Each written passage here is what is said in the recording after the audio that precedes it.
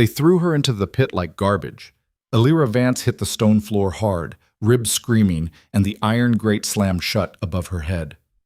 The man who'd called himself her mate, who'd whispered promises and traced her jawline with careful fingers, stood backlit against the dying sun, his face empty of everything except satisfaction. Sweet dreams, little bride. Then he was gone, and in the darkness behind her, something breathed. This is a story about betrayal, survival, and the monster who wasn't supposed to have a choice. Stay until the end to see how one woman rewrites a kingdom's darkest secret. Drop a like and tell us where you're watching from. The first thing Elira understood when she woke was that her shoulder was dislocated. The second thing was that she wasn't alone.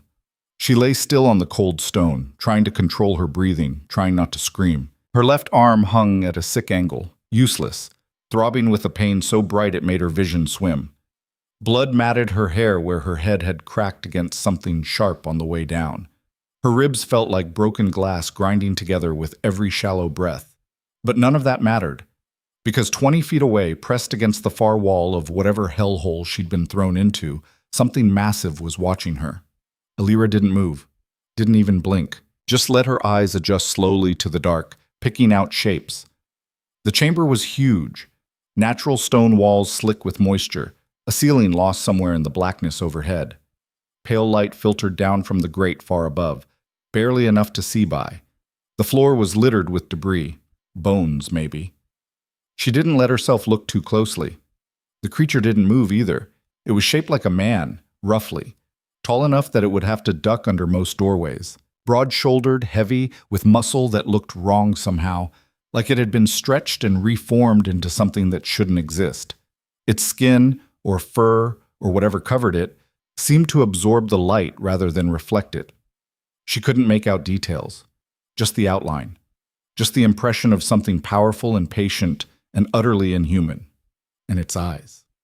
Even in the dimness, she could see its eyes. They caught what little light there was and threw it back in shades of gold and green, bright and animal, and fixed directly on her. Elira's heart hammered so hard she thought it might crack her already damaged ribs. Think. Think, you stupid girl. Think! She'd been at the claiming ceremony. That much she remembered clearly. The village square packed with families, everyone dressed in their best.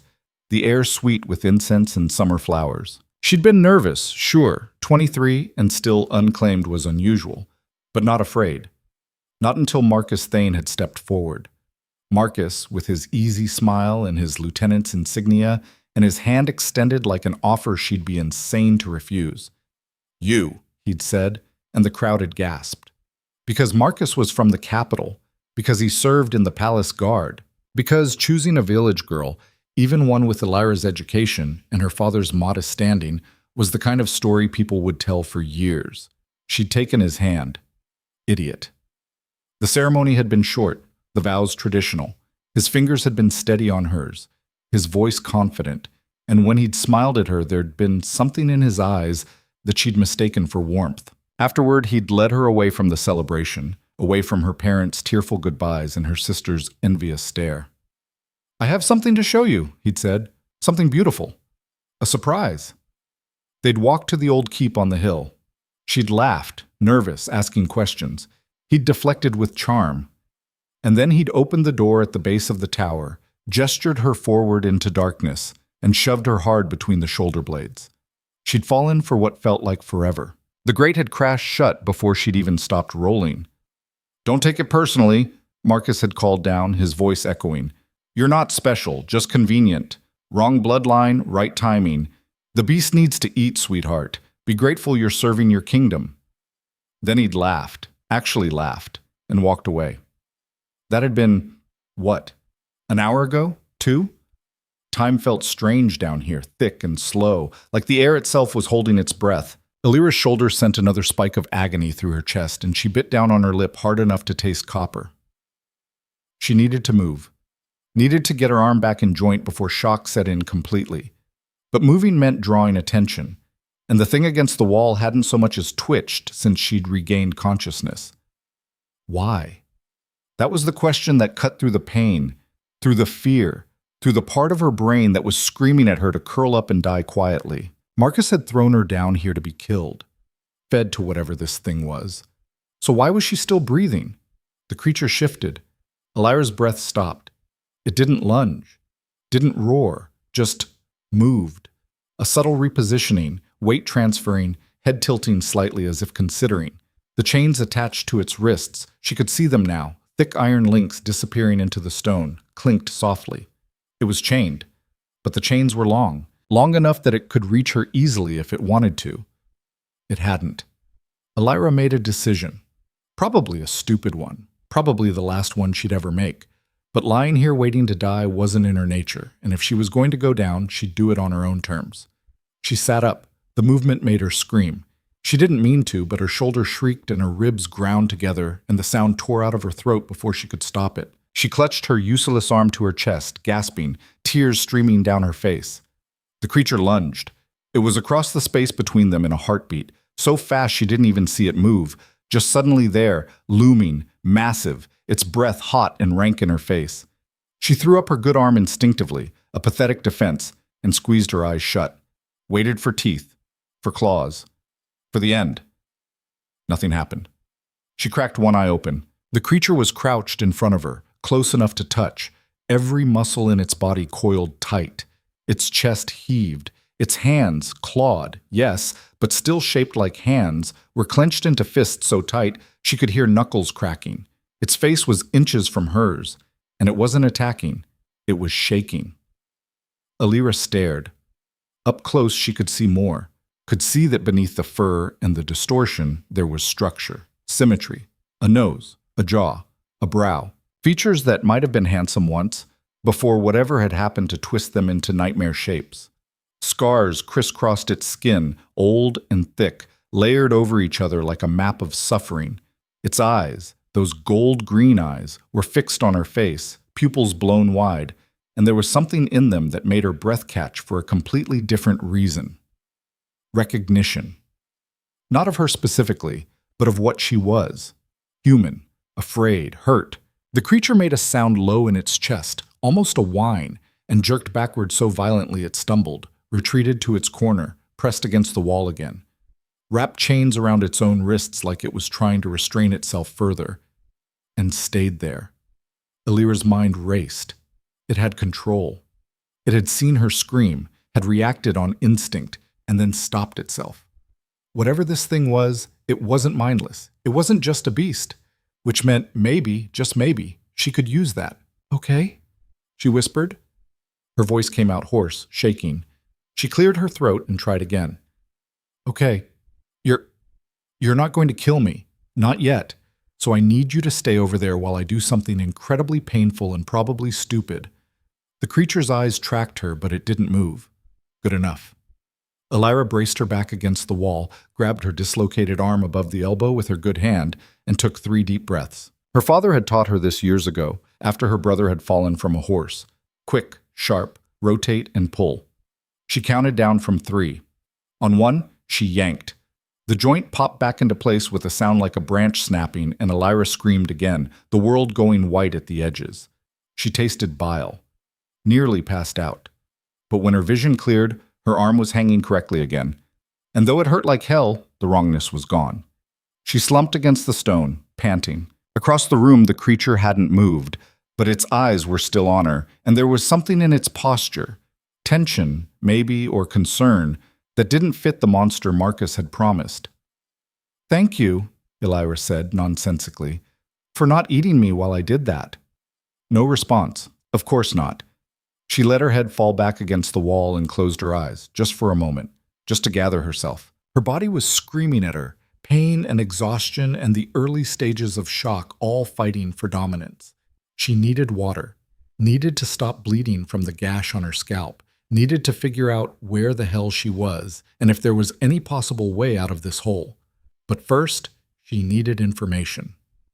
Elira opened her eyes and studied her prison properly for the first time.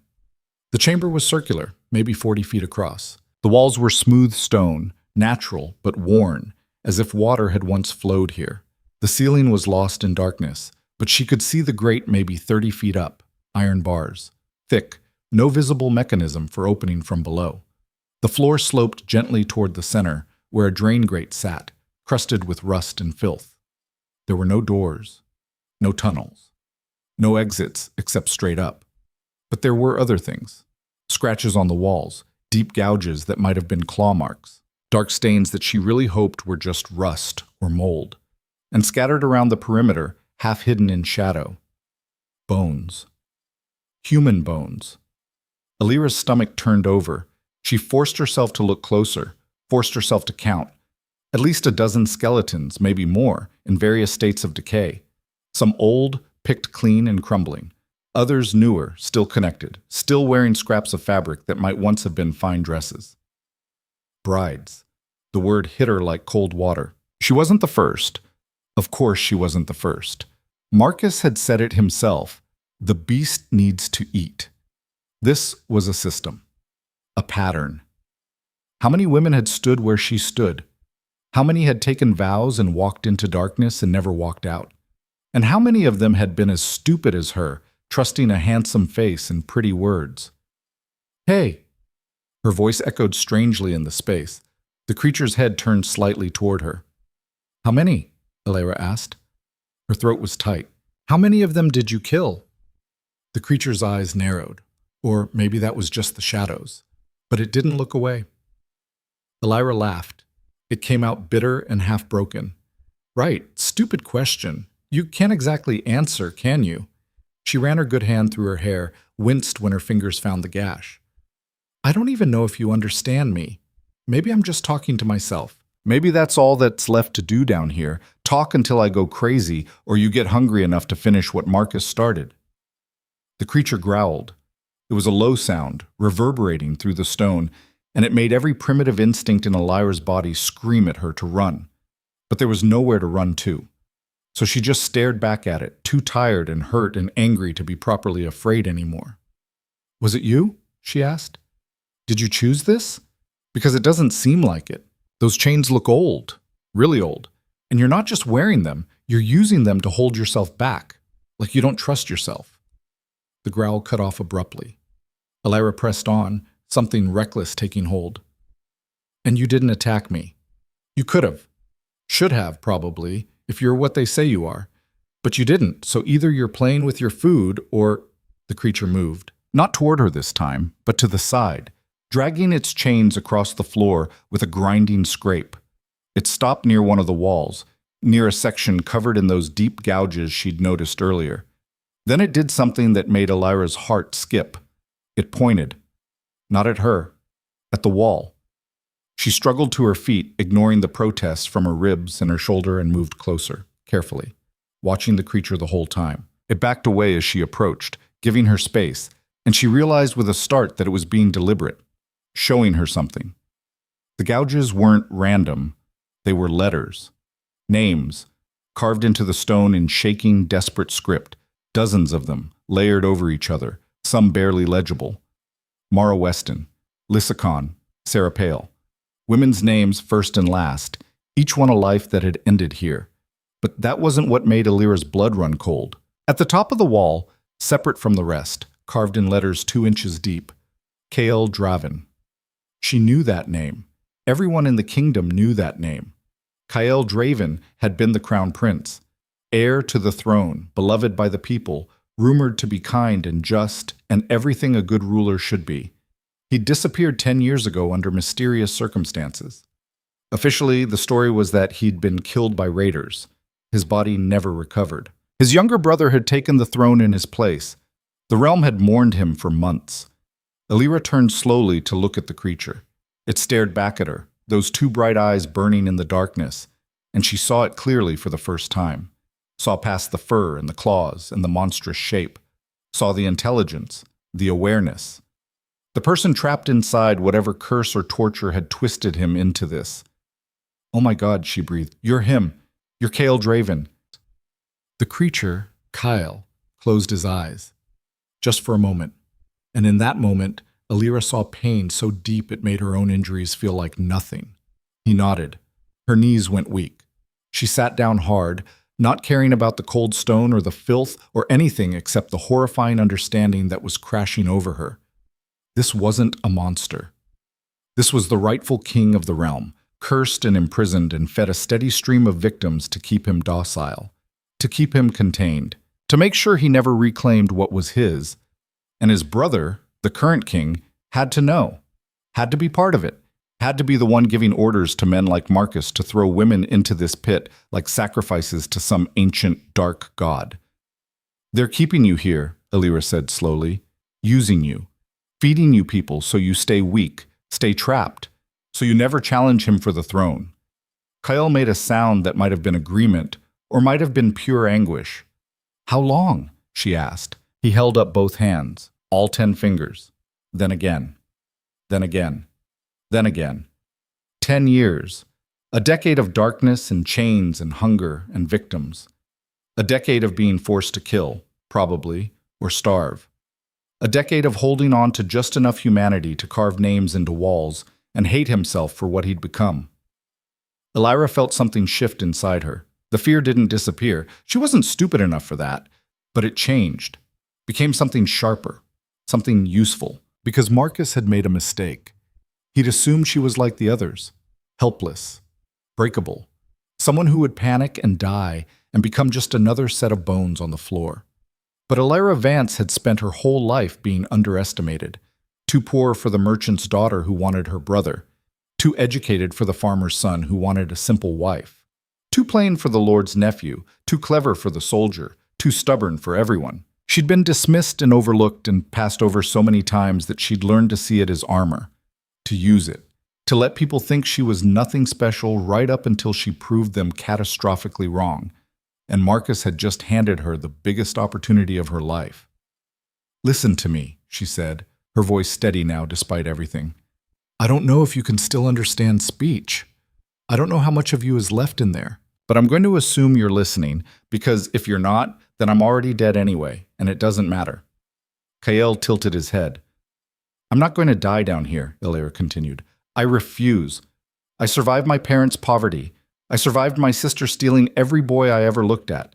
I survived my father's death and my mother's grief and 7 years working in the scholar's house being treated like furniture. I sure as hell am not going to die because some palace guard with a pretty face threw me into a hole." She stood up again, wobbled, caught herself. "So here's what's going to happen. You and I are going to figure out how to survive together. We're going to find a way out of this pit.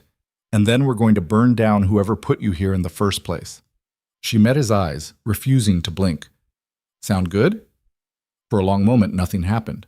Then Kael Draven, crown prince of the realm, cursed beast, prisoner for 10 years, nodded. Yes, the first day was the hardest. Not because of Kael, he kept his distance, huddled in his corner, watching but not approaching, but because of her own body's betrayal.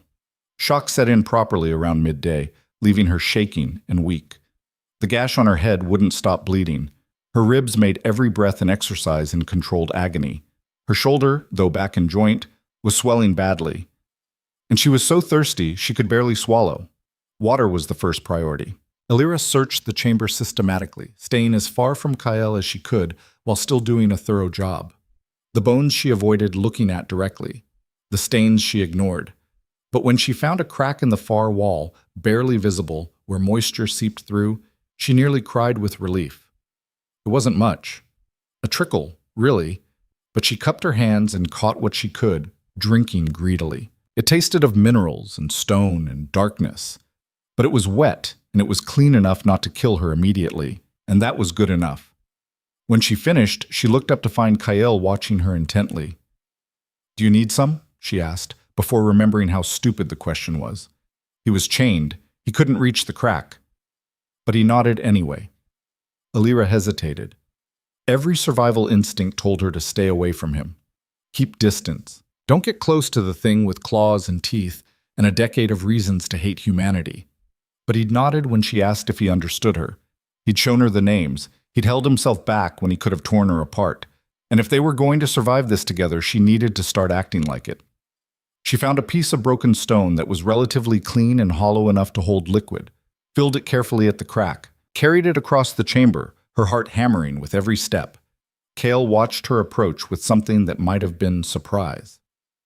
Elira stopped just outside his reach, set the stone down, pushed it forward with her foot until it was close enough for him to grab. Then she backed away. Cale stared at the water. At her. Back at the water. Then he picked up the stone and drank, tilting his head back, his throat working. When he finished, he set the stone down carefully and met her eyes. "Thank you," his expression said. "Why?" "Because I meant what I said," Elira told him. "We survived together or not at all, and I'm not that easy to kill." Something that might have been a smile crossed his face. Brief, broken. But there. The next problem was food. There wasn't any. Elira searched every corner of the pit, found nothing edible, nothing even remotely useful, just bones and chains and stone. "How long?" she asked Kyle. "How long between when they bring someone new?" He held up both hands, fingers spread, then 5 more times. 50 days. "Jesus," Lyra muttered. "And you go that long without—" She stopped, looked at the bones again. Understood. "Oh." Cale's eyes dropped to the floor. Shame radiated from him like heat. "No," Elira said sharply. "Don't. You did what you had to do to survive. That's on them, not you." He shook his head violently. "Yes," she insisted. "You think I don't understand what they did? They turned you into this and then made you choose between death and murder. That's torture. That's deliberate. They wanted you to break, wanted you to become exactly the monster they tell everyone you are, so that if you ever got out, no one would believe you." Kale went very still. "But you didn't break all the way," Elira continued. "You carved names. You held back from attacking me. You're still fighting them, even after 10 years, so don't you dare give up now." The look he gave her was complicated, gratitude and doubt, and something that might have been the first flicker of hope in a very long time. They fell into an uneasy routine over the next few days. Elira rationed her energy carefully, resting when she needed to, exploring the pit when she had strength. Kale stayed in his corner mostly, but she caught him watching her, learning her patterns, making sure she didn't fall and hit her head again, she realized. Once, when she stumbled and nearly went down, he'd lunged forward, stopped short by his chains, and made a sound of pure alarm. She'd waved him off, embarrassed. "I'm fine, just dizzy." But it had stayed with her, the concern in his eyes, the very human fear that she might be hurt.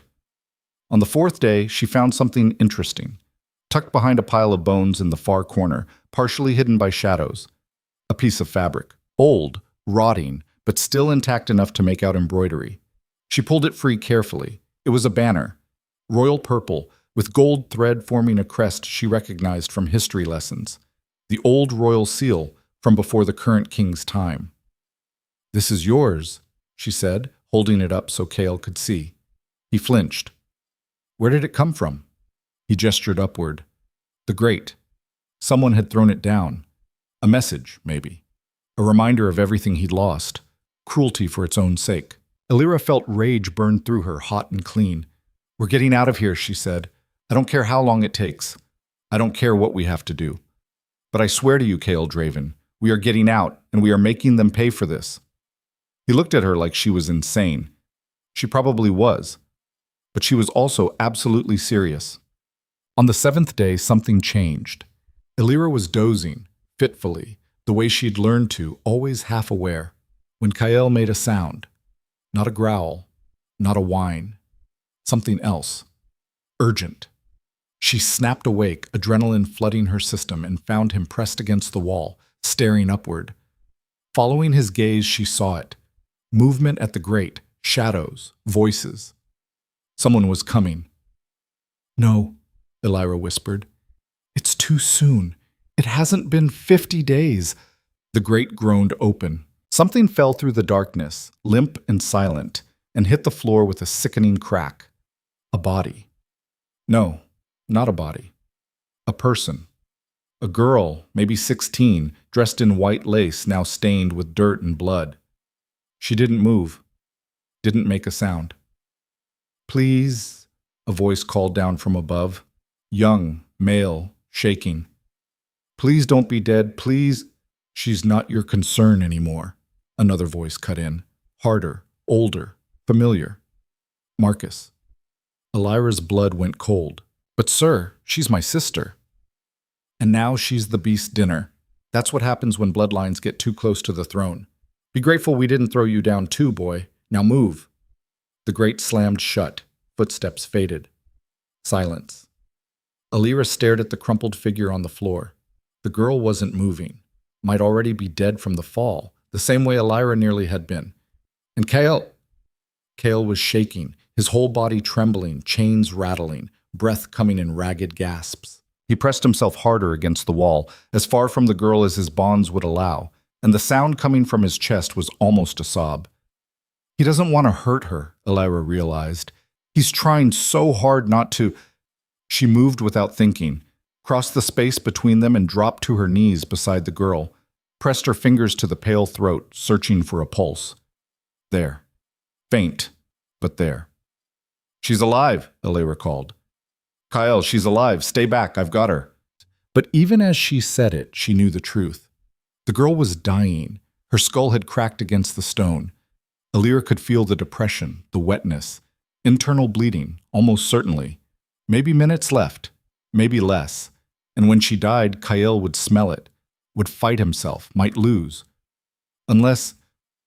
Elira looked up at him, at the way he was fighting his own instincts, fighting so hard his muscles stood out like ropes under his skin. He's trying to protect her, even now, even dying of hunger himself. An idea formed, desperate. Probably impossible, but maybe, just maybe. Kyle, she said quietly, I need you to trust me. Can you do that? His eyes met hers, wild with need and fear and self-hatred. I need you to stay exactly where you are. Don't move. Don't come closer, no matter what happens. Can you do that?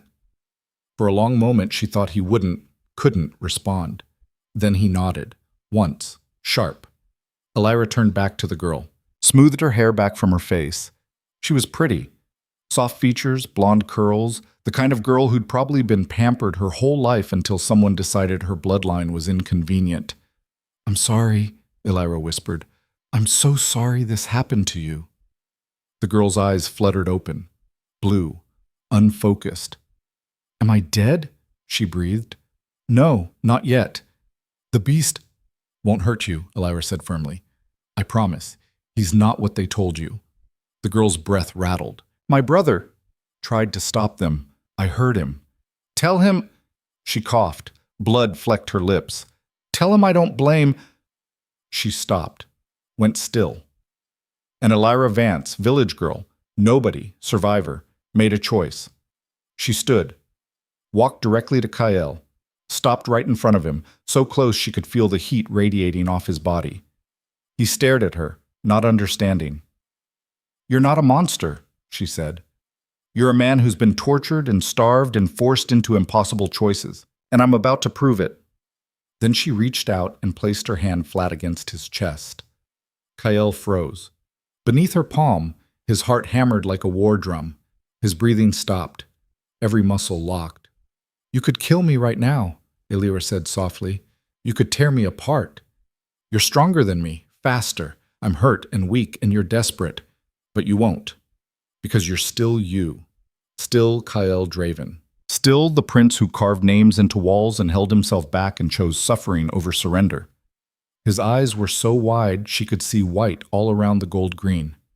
So I'm going to step back now, she continued, and you're going to stay right here, and we're going to get through this night, together. Understood? She didn't wait for an answer, just stepped back, turned her back on him, actually turned her back on the beast, and returned to the girl's body. Behind her, she heard Kyle make a sound like his soul was breaking, but he didn't move. Elira sat down beside the dead girl and began to cry. For this stranger. For herself. For Kyle.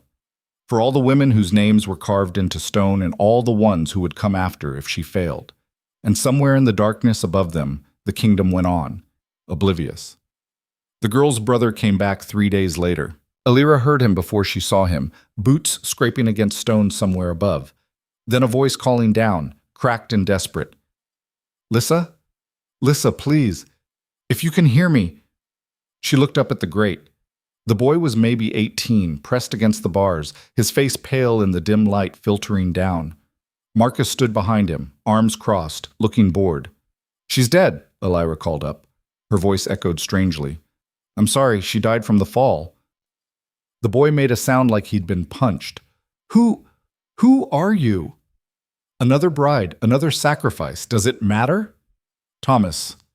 "We're leaving," Marcus said flatly. "You got your answer. She's gone. Time to move on." "I need to see her," Thomas choked out. You need to shut your mouth and walk away before I throw you down there too," Marcus snapped. "Your family's debt is paid. Your sister bought you a place in the Merchants Guild. Be grateful and stop sniveling." "You bastard! You absolute—" The sound of a fist hitting flesh. Thomas stumbled back from the grate, hand to his mouth, blood streaming between his fingers. "Next time I won't be so gentle," Marcus said. "Now move." They left. The boy's sobbing faded into distance. Elira stayed where she was, staring up at the now empty grate, something cold and sharp settling in her chest. Debt. They were feeding people to Kael to settle debts, political inconveniences, bloodline threats, social obligations. A whole system built on throwing the unwanted into darkness and pretending it was justice. "How many?" she asked quietly. Kael was in his usual corner, chains wrapped tight around his wrists. He'd barely moved since the night the girl had died, since Elira had put her hand on his chest and walked away. Something had shifted between them in that moment, some invisible line crossed. He watched her differently now, less like prey, more like, she wasn't sure what. An ally, maybe, or something more complicated.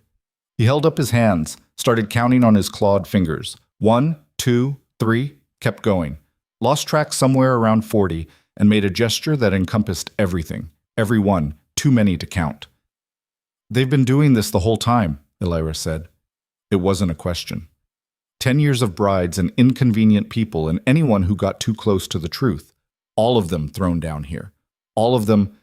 She couldn't finish. The weight of it was too much. 40 people. 50. More.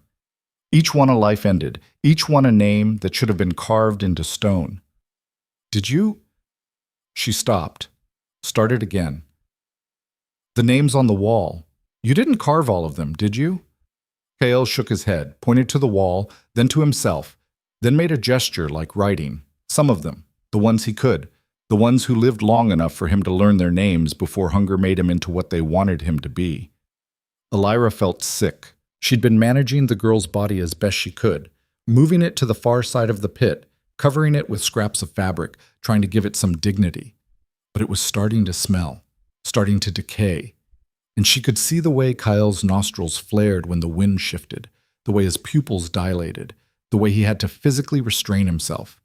He was starving, and there was nothing she could do about it except watch him suffer and hope they both lasted until what? Until Marcus threw someone else down here? Until Kael finally lost control? Until she died of infection or hunger or simple despair? No. She'd promised they were getting out. She meant it. Elira pushed herself to her feet, easier now, her ribs healing slowly, her shoulder functional if stiff, and walked over to the wall with the names, studied them properly for the first time. Not just reading, but analyzing. The carving style changed. Some names were deep and careful, others shallow and rushed. Some had dates next to them. Years, seasons, and beneath them, in smaller script, words. She squinted in the bad light, tracing letters with her fingertip. Mara Weston, summer, year 3. They said I smiled wrong. Sarah Pale, winter, year 5. Wrong family, wrong timing, wrong everything. Lissa Khan, spring, year 7. I asked too many questions, on and on. Tiny rebellions, last words carved into stone by women who knew they were dying and wanted someone, someday, to know they'd existed, that they'd mattered, that their deaths weren't accidents or justice, but murder. They knew, Elira breathed. Some of them figured it out, realized what was happening. Kael made a sound of affirmation. Did any of them try to fight back? He nodded, pointed to a section of wall near his corner where the gouges were different, longer, more violent. Claw marks, she'd thought, But looking closer, she could see they weren't random. They formed shapes. Attempts at tunneling, maybe. Desperate scrabbling at stone too hard to break. Someone had tried to dig their way out. It hadn't worked. Okay, Elira said. Okay. So direct assault on the walls won't work. The grate is too high and too secure. No doors, no tunnels, no hidden exits. She turned in a slow circle, cataloging everything again. Which means the only way out is when they open it to throw someone new down. And the only way to survive long enough for that is… She stopped, looked at Kael. Really looked at him. He was massive. Even hunched and chained, he had to be close to 7 feet tall, with shoulders that could probably snap iron if he had the leverage. The curse had changed him, yes, but it had also made him strong. Stronger than any normal human. Strong enough to… The grate, she said slowly. When they open it. If you were up there, could you break through? Kael's eyes widened. He looked up at the ceiling, at the distant grate, then back at her. Shook his head. Why not? He rattled his chains. Right. The chains. They were anchored deep into the floor, into stone that had probably been there for centuries. Even if he could reach the grate, which he couldn't, the chains would stop him short. Unless… Elira moved closer to where the chains disappeared into the floor, knelt down, examined the anchor points carefully. They were old, really old. The iron was pitted and rusted in places, the stone around them cracked from decades of stress. These aren't maintained, she said. They're just counting on them to hold because they've held this long. But you've been pulling on them for 10 years, testing them, wearing them down. Kael watched her warily. If we had leverage, Elira continued, thinking out loud. If we could get you close enough to the grate when they open it, if you could brace against something and pull… He was shaking his head before she finished. Why not? He opened his mouth, closed it, made a frustrated sound and gestured at himself, at his body, at everything wrong with him. You think you can't control yourself, Elira said. You think if you got up there, if you got free, you'd hurt someone. The look he gave her was answer enough. Kael, listen to me. You've been down here for 10 years. 10 years of being starved and tortured and forced to be a monster. And you're still fighting it, still holding on. I watched you pull yourself back from attacking me when I screamed. I watched you stay in your corner when that girl died. You have more control than you think. He shook his head violently, chains clanging. Yes, Elira insisted. You do. And I'm going to prove it to you. She didn't give him time to protest, just walked right up to him, close enough to touch, and sat down. Kael froze. What are you doing? The words came out mangled, barely human, but they were words, the first he'd spoken since she'd fallen into this pit. Elira's heart jumped. You can talk. Barely. His voice scraped like stone on stone. Hurts. Don't do this. I'm sitting with you, she said simply. If you're going to hurt me, you'll do it whether I'm across the room or right here. But you won't, because you're not the monster they want you to be. You don't know that. I do, actually. She settled herself more comfortably, ignoring the way his whole body had gone rigid. Because if you were, I'd already be dead. We wouldn't be having this conversation. You wouldn't have shown me the names. You wouldn't be fighting yourself so hard every single day. I've killed… He stopped, swallowed. I've killed so many. Because they gave you no choice. Starve or survive. That's not the same as being a murderer. It feels the same. His pain was so raw it hurt to witness. Elira wanted to reach out, to offer comfort, but she held still. This wasn't about touch. It was about trust. Tell me what happened, she said quietly. How did they do this to you?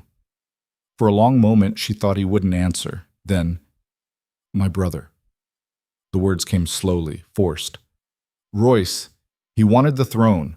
I was too popular, too much of a threat. So he made a deal with someone. Witch, sorcerer, I don't know. They cursed me, made me into this, then told everyone I was dead, killed by raiders, tragic accident. But you weren't dead. Would have been better if I was. Kael's hands clenched into fists. They threw me down here. Said I'd stay until I stopped being a problem. Until I was so broken I couldn't challenge him even if I got free. And they were right. Look at me. Even if we got out, even if I could take the throne back, who would follow a monster? Someone who told the truth, Elira said. Someone who showed them the names on that wall. Someone who fought for 10 years to hold on to their humanity despite everything. That's not a monster, Kale. That's a king. He laughed bitterly. You're naive. I'm practical. There's a difference. She shifted, drawing her knees up. My whole life, people have underestimated me, looked at me and seen nothing special, nothing worth their time. And you know what? I let them. Because being underestimated is a weapon. It means when you strike, no one sees it coming. This isn't some village politics. No, it's bigger, worse, but the principle is the same.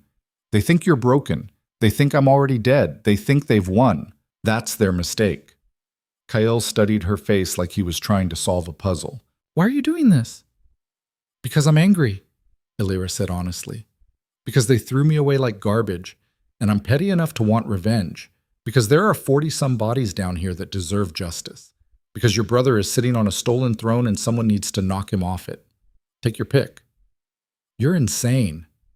Probably. She smiled, sharp and mean. But I'm also right. Something shifted in his expression. Not quite hope, but maybe the possibility of hope. The first glimmer of it in a very long time. If we did this, he said slowly, if we tried, they'd kill you.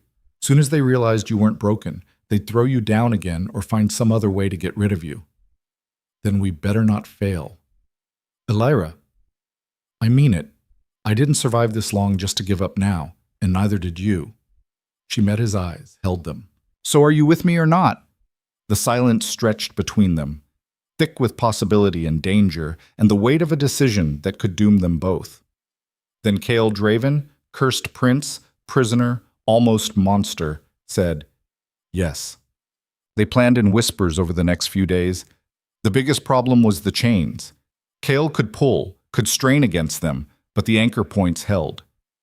They'd need something to weaken the stone first, something to create cracks, stress fractures, weak points that could be exploited.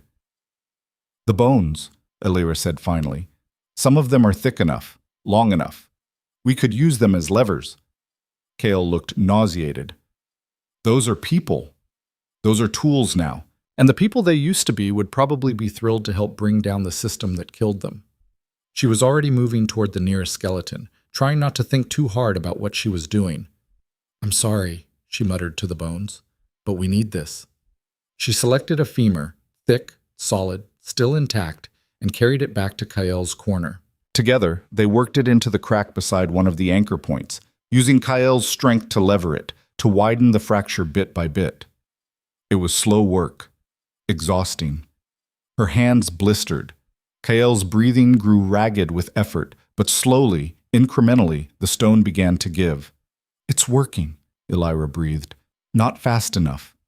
Kale slumped against the wall, chest heaving. Could take weeks, months. Then we have weeks, months, however long it takes. You keep saying that like time is on our side. Time is all we have. But even as she said it, she knew he was right. Her body was weakening. The cut on her head had started to heal, but her ribs still ached with every breath. She was losing weight. There was nothing to eat except the water from the crack in the wall, and it wasn't enough. Her clothes hung loose, her face felt hollow, and Kyle was worse. He barely moved anymore unless she made him help with the chains. His eyes had taken on a glassy quality. His hands shook. He was dying, slowly, and there was nothing she could do about it except watch and plan and hope they got a chance before it was too late. On the 9th day, Thomas came back, alone this time. Elira heard scraping at the grate and looked up to see him working at something with a piece of metal, his face set in concentration. What are you doing? She called. He jumped, nearly dropped whatever tool he was using. You're still alive? Apparently. Answer the question. He glanced around nervously. I'm trying to get this open. Get you out. Elira's heart leaped. You can open it? Maybe. I stole a key from the guardhouse, but it's the wrong size and I'm trying to... He grunted with effort, trying to make it fit. Why? Kale's voice rumbled from the shadows. Why help? Thomas froze at the sound. The beast. His name is Kael, Elira cut in, and he's not going to hurt you. Answer his question. Why are you doing this? Because they killed my sister, Thomas said, voice breaking. Because I stood there and let them.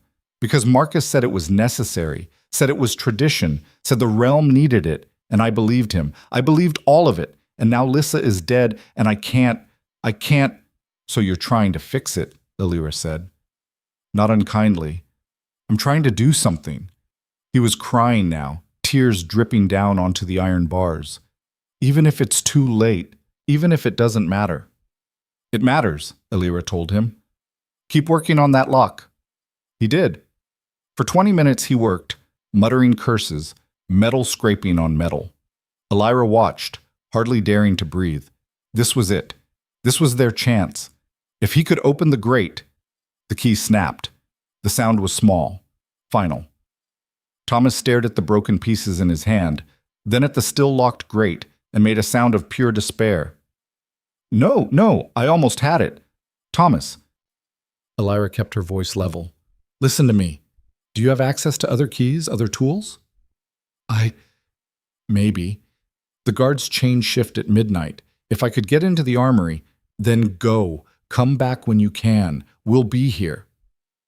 But go, she said firmly, before someone catches you. We'll survive until you get back. I promise.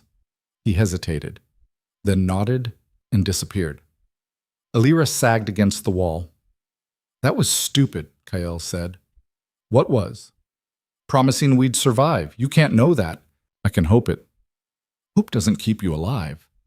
She looked at him, really looked, and her chest tightened. He was so thin now.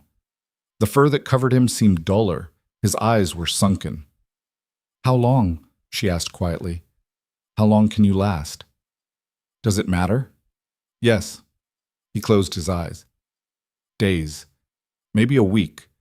Then the hunger will be too much. I'll lose control. And I'll... He stopped. You should stay as far from me as possible. When it happens. No? Elira? I said no. We do this together or not at all. That was the deal. There is no deal if I kill you. You won't. You can't know that. I do know it. She was on her feet now, crossing to him, ignoring the way he flinched back. Because you've had a dozen chances to hurt me and you haven't. Because you're stronger than this curse. Because I believe in you even if you don't believe in yourself. Belief doesn't change biology. Then we'll change the situation. She was thinking frantically now, the pieces clicking together. Thomas can get back in. If he comes back with proper tools, with help. And if he doesn't? If he gets caught? If he decides it's too dangerous? Then we do it ourselves. We've been working the chains another few days, and I don't have a few days. The words hung in the air like a death sentence. Elira felt something crack inside her.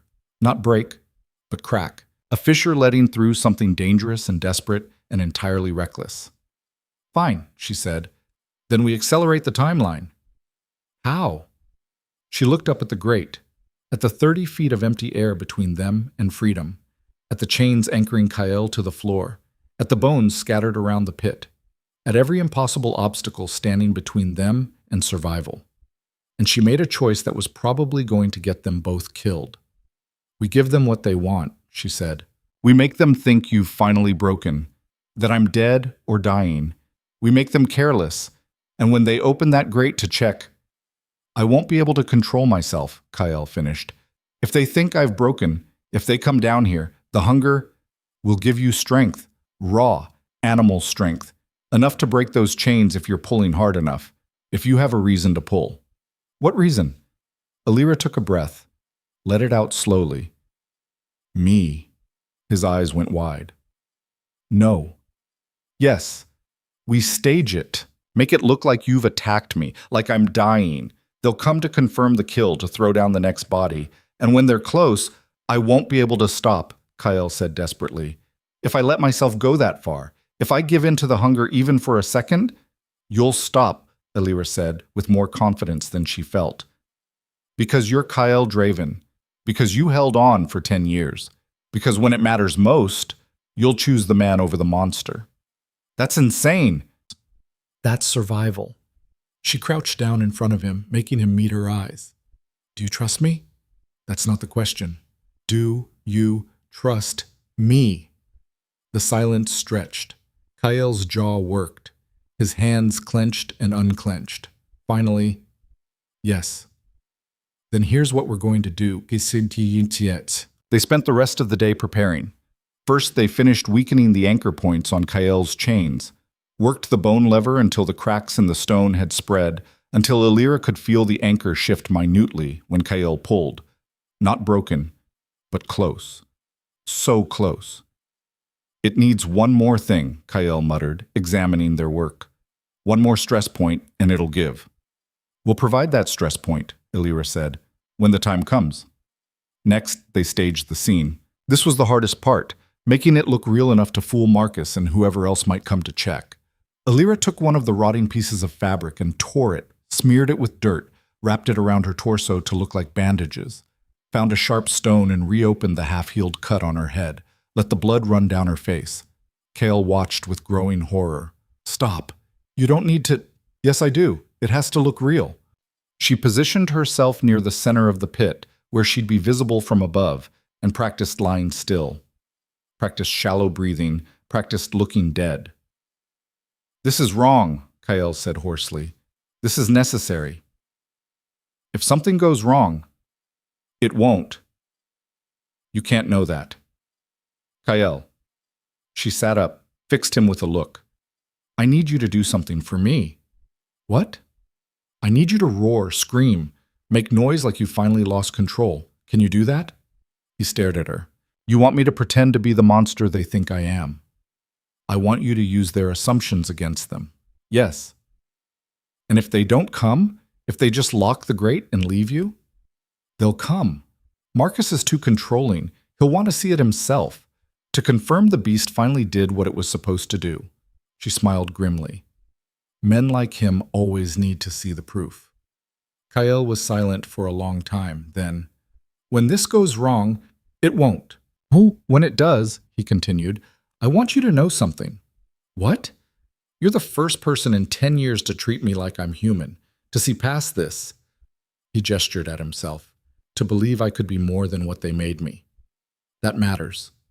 Even if we fail, it matters. Elira felt her throat tighten. We're not going to fail. But if we do, we won't. Because I'm not losing another person to this pit. Not you, not Thomas's sister. No one else dies here. Understood? The conviction in her voice surprised even her, but she meant it, every word. Kael nodded slowly. Understood. Good. Now we wait for the right moment. For when the sun is setting and the guards are changing shifts. For when Thomas might be able to slip in unnoticed if he's coming back. For when… A sound from above. Footsteps. Multiple people. Voices. Elira's heart jumped into her throat. Now. It has to be now. She dropped to the floor, arranged herself carefully, closed her eyes, slowed her breathing, let her body go limp. Elira, do it, she whispered. Trust me, do it. She heard him take a shuddering breath. Then Kael roared. It was a sound that shook the walls, a sound of rage and hunger and 10 years of suffering compressed into one primal scream. It went on, echoing, building, until Elira's bones vibrated with it. The footsteps above stopped. What the hell was that? A guard's voice. Young, scared. The beast. Marcus. He sounded pleased. Sounds like it finally got its meal. Should we check? Obviously. Metal scraping, the grate being unlocked. Bring the torch. Let's see the show. Elira kept perfectly still, didn't open her eyes, didn't react when light suddenly flooded the pit from above. Well, Marcus said. Looks like the girl finally broke. Took longer than most. His voice was closer now.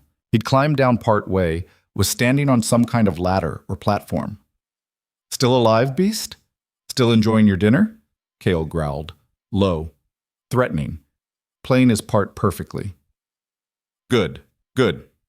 You stay hungry, and we'll keep feeding you. That's the deal.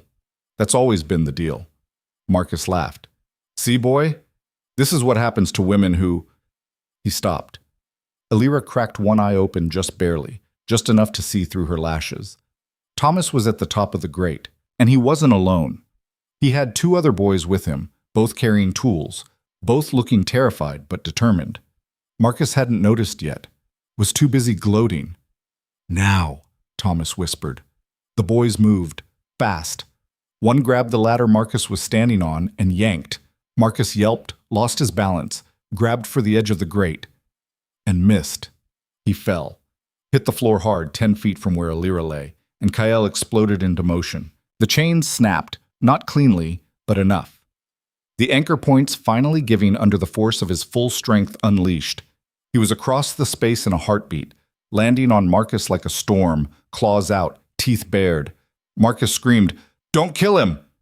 Elira was on her feet, running. "Kael, don't! We need him alive!" Kael froze. His claws were at Marcus's throat. His eyes were wild. For a moment she thought he wouldn't be able to stop. Then he pulled back. Just slightly. Just enough. Marcus was sobbing. "Please, please, I was just following orders. I didn't—" "Shut up," Elira snapped. She looked up at Thomas. "Can you get us out?" Yes. The ladder. We can pull you up. Do it. Now." The next few minutes were chaos. Thomas and his friends lowered the ladder. Elira climbed first, her injured shoulder screaming in protest, her hands slipping on metal slick with rust and moisture. Then Kael, moving slowly, chains still attached but broken, dragging Marcus with him by the collar. They emerged into a guardroom she barely registered. Stone walls, weapon racks, a single torch burning. "Which way out?" she demanded.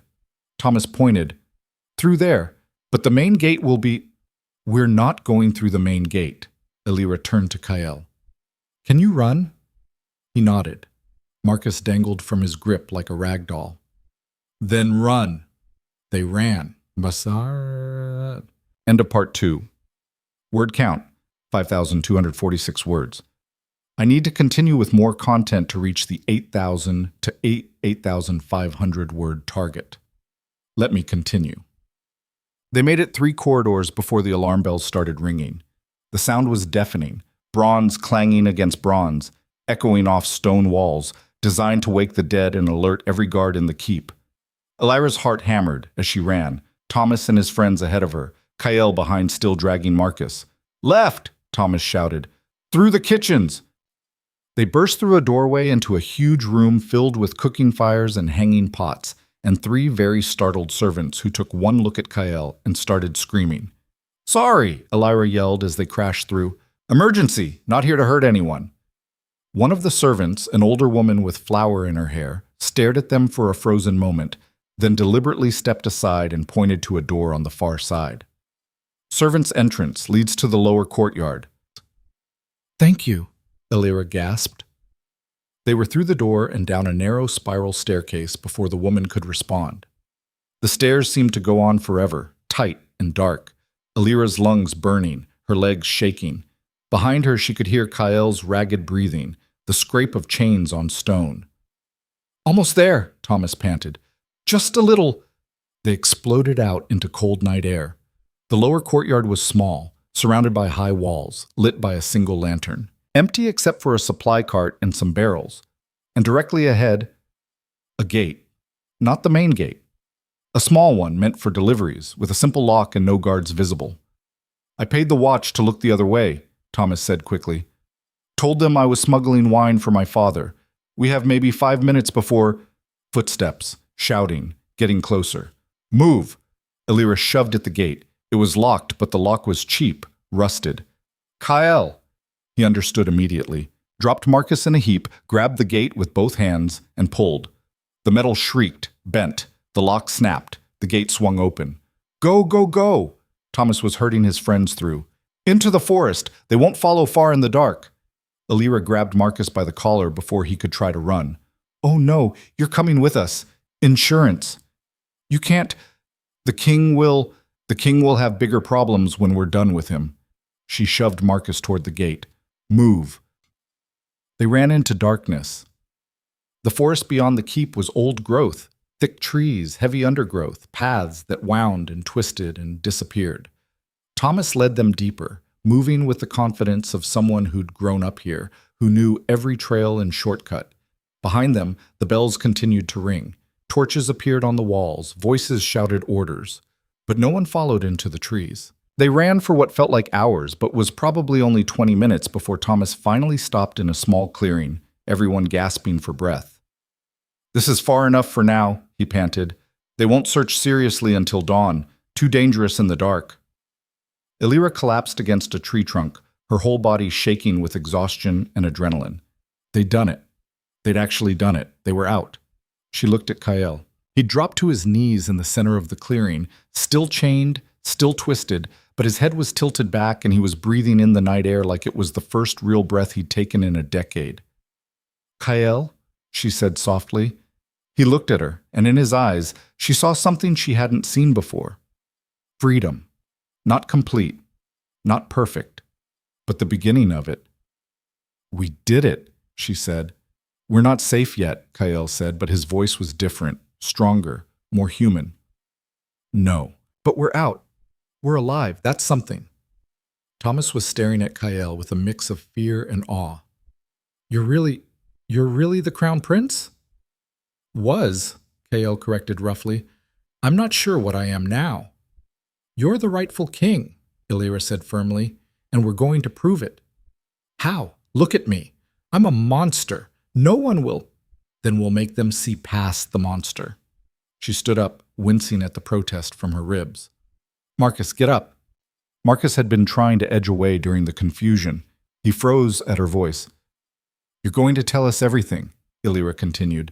"Every detail of how this system works, who's involved, how they maintained it, how they kept it secret for 10 years. "I won't," Kyle growled. It was a sound that made the trees seem to lean away. "You will," Elira said pleasantly, "or we'll let him decide what to do with you. And I don't think he's feeling particularly merciful right now." Marcus's face went white. "You can't. This is treason." "Treason is what you and your king did." Elira crouched down in front of him. "Cursing the rightful heir, imprisoning him, feeding him people to keep him controlled. That's treason. What we're doing is justice." "No one will believe you." "We'll see about that." She stood, turned to Thomas. "How many people in the village know what happened to your sister?" "Most of them. It's not exactly a secret. Everyone knows the claiming ceremony sometimes ends with the bride disappearing. They don't talk about it. It's tradition." "Tradition." Elira spat the word. "How many families have lost daughters to this tradition?" Thomas's face crumpled. "Too many. But what can we do? The king has the power, the guards, the king has a lie," Elira interrupted. "We have the truth. And the truth is that Kyle Draven is alive, has been tortured for a decade, and his brother is a usurper and a murderer." "That's powerful, Thomas. That can change things." "You're talking about revolution," one of Thomas's friends said nervously. "You're talking about war." "I'm talking about showing people what's been done in their name, what price their peace has cost." She looked around the clearing at the frightened faces watching her.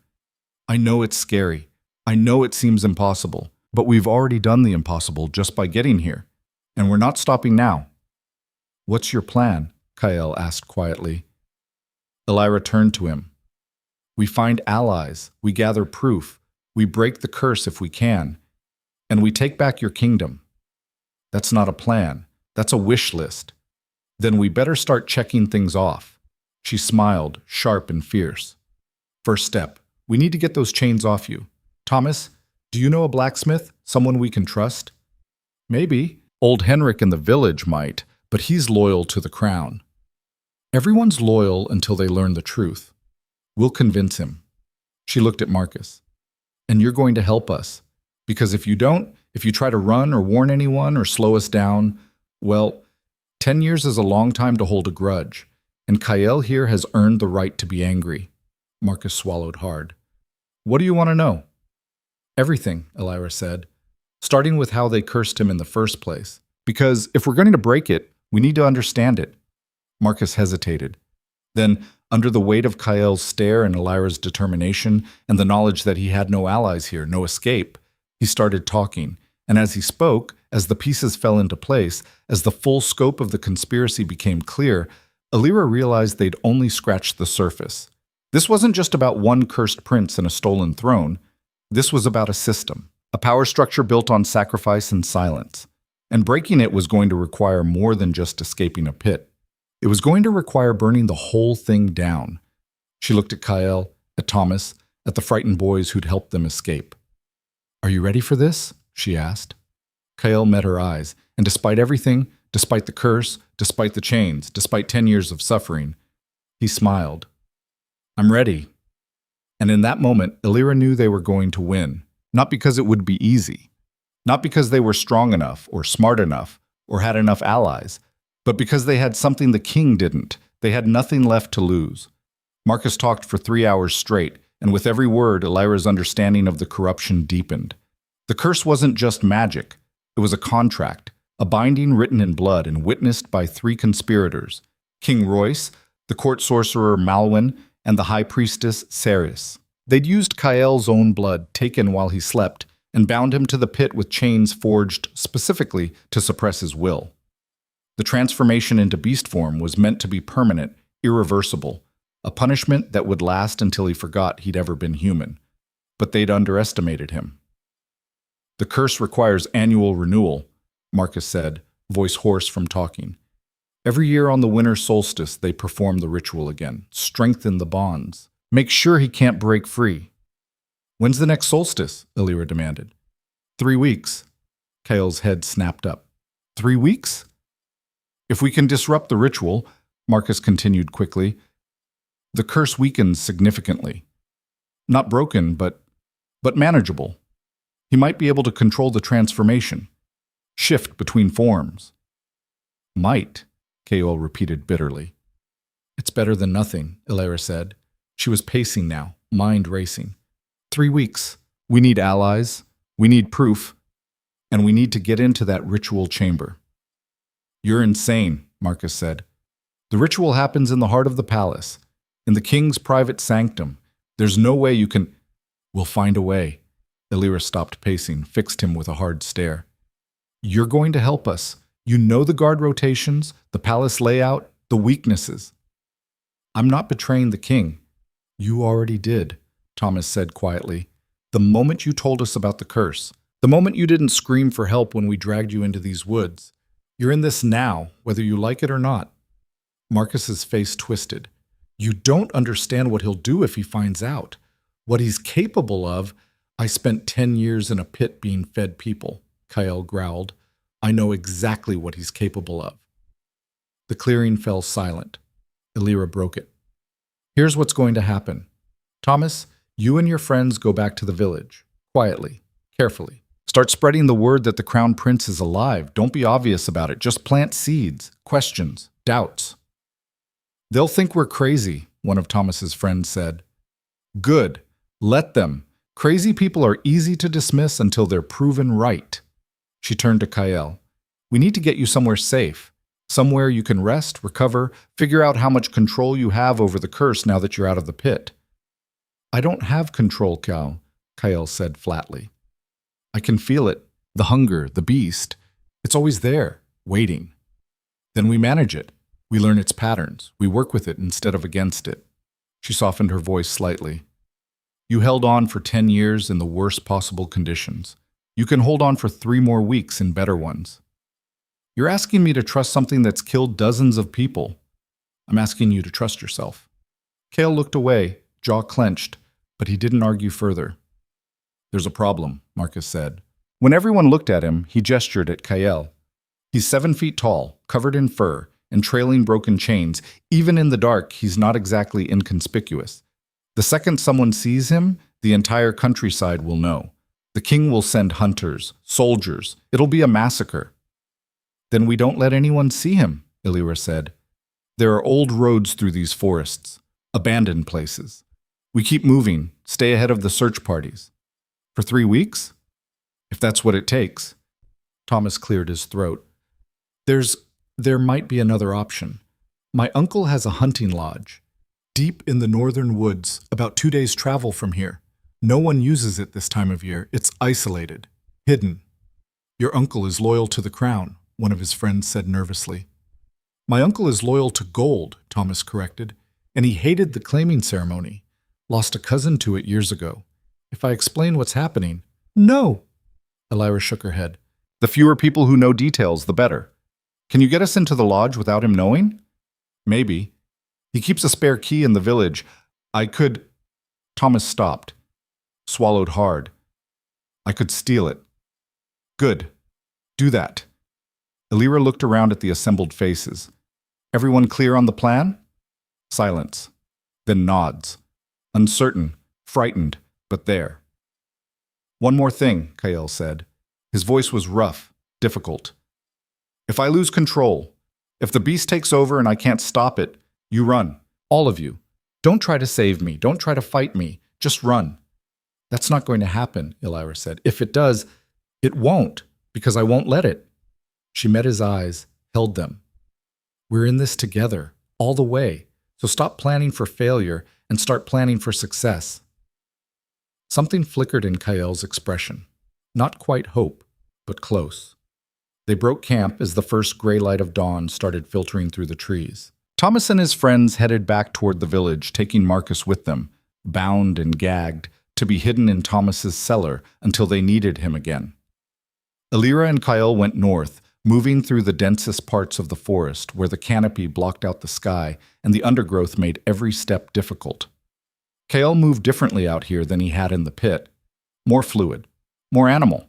His eyes scanned constantly, his head turned at every sound, and Elira realized he was hunting, not for prey, but for threats. 10 years of survival instinct compressed into every movement. How far can you go? She asked quietly. Before you need to rest? Farther than you. That's not an answer. He glanced at her, something that might have been amusement in his eyes. I don't know. I haven't been able to run in a decade. Ask me in a few hours. They walked in silence for a while. The forest was waking up, birds calling, small animals rustling in the underbrush, the distant sound of water. It should have been peaceful, but Elira couldn't shake the feeling of being watched, hunted. They'll send trackers, Kael said, as if reading her thoughts. Dogs, probably. Experienced hunters. They'll find our trail. Then we'll lay false trails. Double back. Cross water when we can. You've done this before? No, but I read a lot. When he looked at her skeptically, she shrugged. I spent 7 years as a scholar's assistant. Books were the only company I had most days. You pick things up. Books about evading manhunts? Books about everything. Strategy, history, survival. Turns out being ignored means having a lot of time to learn. She pushed aside a low-hanging branch. What about you? Did they let you have anything in the pit? Books? Tools? Anything? Chains, darkness, victims. His voice was flat. That was my education for 10 years. Elira winced. I'm sorry. Don't be. It made me what I am, for better or worse. What you are is a survivor. That's not nothing. What I am is a monster playing at being human. Stop that. She grabbed his arm, or tried to. Her hand barely wrapped around his forearm, the muscle and bone beneath the fur hard as stone. You're not a monster. You're cursed. There's a difference. Is there? Kael stopped walking, turned to face her fully. I've killed people, Elira. Eaten them. Not because I wanted to, because I had to. Yes, because they gave me no choice. But I still did it. That doesn't wash away. That doesn't get forgiven just because the circumstances were impossible. You're right, Elira said. It doesn't. You're going to carry that weight for the rest of your life. But that guilt, that awareness that what you did was wrong even though you had no choice, that's what makes you human. A real monster wouldn't care. Kael stared at her for a long moment. Then he started walking again. You're either very wise or very foolish. I haven't decided which. Can't I be both? That actually got a sound that might have been a laugh, small, broken. But there. They walked until midday before stopping to rest. Elira was exhausted, her body still recovering from the injuries in the pit, her shoulder aching, her ribs protesting every breath. But she didn't complain, just sank down against a tree and closed her eyes. You need water, Kael said. We both do. There's a stream nearby, I can hear it. Of course you can. She opened one eye. Enhanced senses? Everything's enhanced. Smell, hearing, sight. He paused. It's overwhelming sometimes. The world is so much louder than I remember. Is that why you kept to your corner in the pit? To minimize the input? Partly. He shifted uncomfortably. Also because I didn't trust myself near you. The hunger makes everything feel like prey. But you never attacked. I came close. Closer than you know. He looked at his clawed hands. Every time you moved, every time your heart beat faster, my instincts screamed at me to hunt, to kill. The only thing that stopped me was... He stopped. Was what? Your voice. The way you talked to me like I was a person, like I mattered. His voice dropped to barely a whisper. No one had done that in so long I'd almost forgotten what it felt like. Elira felt her chest tighten. She wanted to say something comforting, something meaningful, but all that came out was, I'm glad I did. Kael nodded, then stood. I'll get water. Stay here. Don't move. He vanished into the trees before she could protest. Elira sat in the sudden silence, listening to the forest sounds, and tried not to think about how quickly things were spiraling. They had 3 weeks to disrupt a magical ritual in the heart of a heavily guarded palace, with no resources, no real allies, and no guarantee that breaking the ritual would even help. And even if they succeeded, what then? Kael was still cursed, still a beast, even if he could control it, even if they could prove he was the rightful king. Would anyone follow a monster? She was so lost in thought she didn't hear the footsteps until they were right on top of her.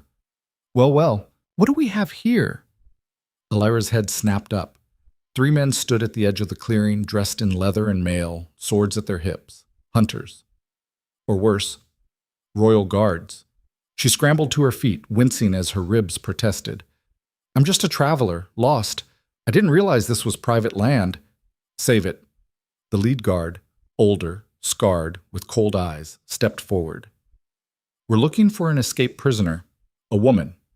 About your height, your coloring, traveling with something dangerous. I don't know what you're talking about. No? He smiled unpleasantly. Then you won't mind coming with us. Just to answer a few questions. The other 2 guards moved to flank her. Elira's mind raced. If they took her, they'd find Kael. And if they found Kael... A growl split the air. All 3 guards froze. Kael emerged from the trees like a nightmare made flesh. Huge. Monstrous. Chains still trailing from his wrists, claws extended, teeth bared. His eyes were fixed on the guards with an intensity that made Elira's blood run cold. Run, the lead guard whispered. Run. They bolted. Kael lunged after them. No, Elira shouted. Kael, don't! He stopped mid-stride, every muscle trembling with the effort of holding back. The guards disappeared into the forest, their panicked footsteps fading. Elira ran to Kael. Can you... I almost couldn't stop. His voice was shaking. I wanted to chase them, to hunt. The instinct was so strong. But you did stop. You heard me? And you stopped. This time.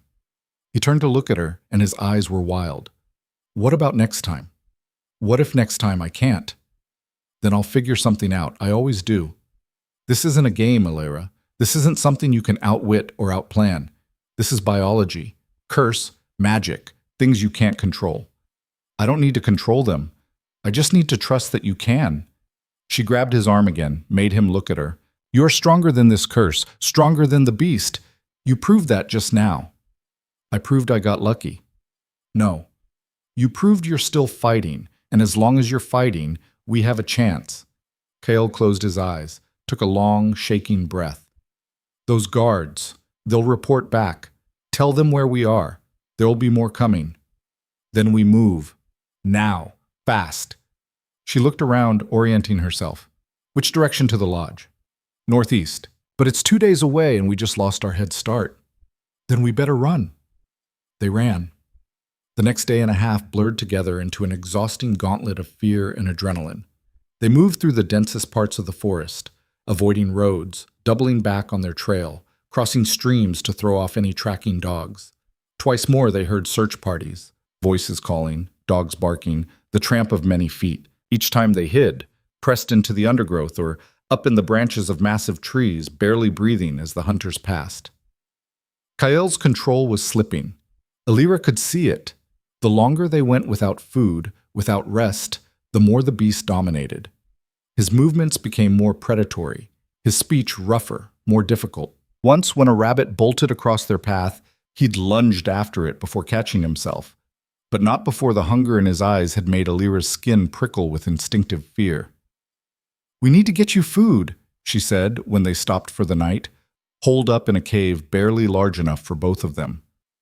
"Real food, before you lose it completely." "Can't," Kael growled. His words were slurred now, more animal than human. "Hunt, kill. Can't trust. I'll hunt then." He laughed. It came out like a bark. "You? I can set traps, snares. It's not as effective as hunting, but no time." He was panting now, his whole body shaking. "Lodge, tomorrow. Have to make it." He didn't finish, just pressed himself against the far wall of the cave and wrapped chains around his own arms like restraints. Elira didn't sleep that night, just sat watch, listening to Kael's ragged breathing, watching his silhouette in the darkness. Twice he lunged forward, only to be stopped by the chains he'd wrapped around himself. Each time he made a sound of such anguish it made her chest ache. "I'm still here," she kept saying. "Still with you. Hold on." Dawn came like a gift. They stumbled out of the cave and kept moving. Northeast. Always northeast. The forest started to thin as they climbed into foothills, the trees smaller here, wind-twisted and tough. In the distance, mountains rose like broken teeth against the sky, and there, tucked into a fold in the land, barely visible, was a structure, the hunting lodge. "Almost there," Elira said. "Just a little further." Kael didn't respond. He was barely upright now, leaning heavily on trees as they walked, his breathing labored. The beast was winning. She could see it in every movement, every sound. They were 50 yards from the lodge when figures stepped out from behind the building. Not guards, villagers. Elira's heart sank. There were maybe a dozen of them, armed with farm tools and hunting weapons, their faces hard with fear and determination, and at their head, "Thomas?" Elira's voice cracked. "What are you doing here?" Thomas stepped forward. His face was bruised, one eye swollen shut. "I'm sorry. I'm so sorry. They found us, found Marcus, made him talk." His voice broke. "They have my mother, my sister. Said if I didn't lead them to you." "It's okay," Elira said, even though it wasn't, even though her mind was screaming at her to run. "It's not your fault?" "Actually," a new voice said, cold and amused, "it's very much his fault." A man stepped out of the lodge, tall, well-dressed, handsome in a way that was almost too perfect, with dark hair and a golden circlet on his brow that caught the light. King Royce. "Hello, brother," he said to Kael. "I've missed you." Kael's response was a roar that shook the trees. The villagers flinched back. Several of them dropped their weapons and ran. The king just smiled, still so dramatic. Some things never change. He gestured lazily. "Take the girl, kill the beast." Guards emerged from the forest, real ones this time, trained soldiers with crossbows and pikes and armor that gleamed. Elira grabbed for Kael, but he shoved her back, not roughly, but firmly, putting himself between her and the threat. His chains rattled as he crouched, ready to fight. "Don't," she said desperately. "Kael, there's too many." "Run," he growled. "I'm not leaving you. Run!" Two things happened at once. Kael charged the guards, a fury of claws and teeth and broken chains, and Elira made a decision that would change everything. Instead of running away, she ran toward the king. He saw her coming, smiled like it was amusing, started to say something, and she tackled him. They went down hard, rolling in the dirt. Royce was stronger than he looked, twisting beneath her, grabbing for her throat. But Elira was desperate and angry, and absolutely done with powerful men thinking they could just take whatever they wanted. She got her hand on the dagger at his belt, yanked it free, and pressed it to his throat hard enough to draw blood. "Stop!" she screamed. "Everyone stop or I kill him!" The clearing froze. Guards stood with weapons half raised. Kael was covered in blood. Not his own, she thought, with 3 soldiers down around him. The villagers were scattered, terrified, and the king was staring up at her with something that might have been surprise. "You wouldn't dare," he said. "Try me." Elira pressed the blade harder. Call off your soldiers. Now. For a moment she thought he'd refuse. Thought he'd call her bluff. Thought this was all about to end very badly. Then he laughed. Actually laughed. Well, he said, this is unexpected. The little bride has teeth. He raised his voice. Stand down. All of you. Let's see what she does. The guards lowered their weapons slowly. Kael stayed crouched, ready to fight, his eyes never leaving Elira. Good, Elira said. Her heart was hammering so hard she could barely think. Now, you're going to tell everyone here the truth about the pit, about the curse, about what you did to your brother. Am I? Royce smiled up at her. And why would I do that? Because if you don't, I'll kill you right here and let Kael take the throne by force. And you know what? I don't think anyone here will stop him, not after they've seen what happens when kings lie. You're bluffing. You're not a killer. You're right. I'm not. But I'm also not stupid enough to let you walk away from this. She met his eyes. So here's what's going to happen. You're going to undo the curse. You're going to abdicate. You're going to face justice for what you've done. Or I swear I will end you right now and damn the consequences. Royce's smile didn't waver. Brave words. Foolish. But brave. I mean them. I believe you do. He shifted slightly beneath her, testing. But there's something you should know, little bride. Something my brother never figured out in all his years down in that pit. What?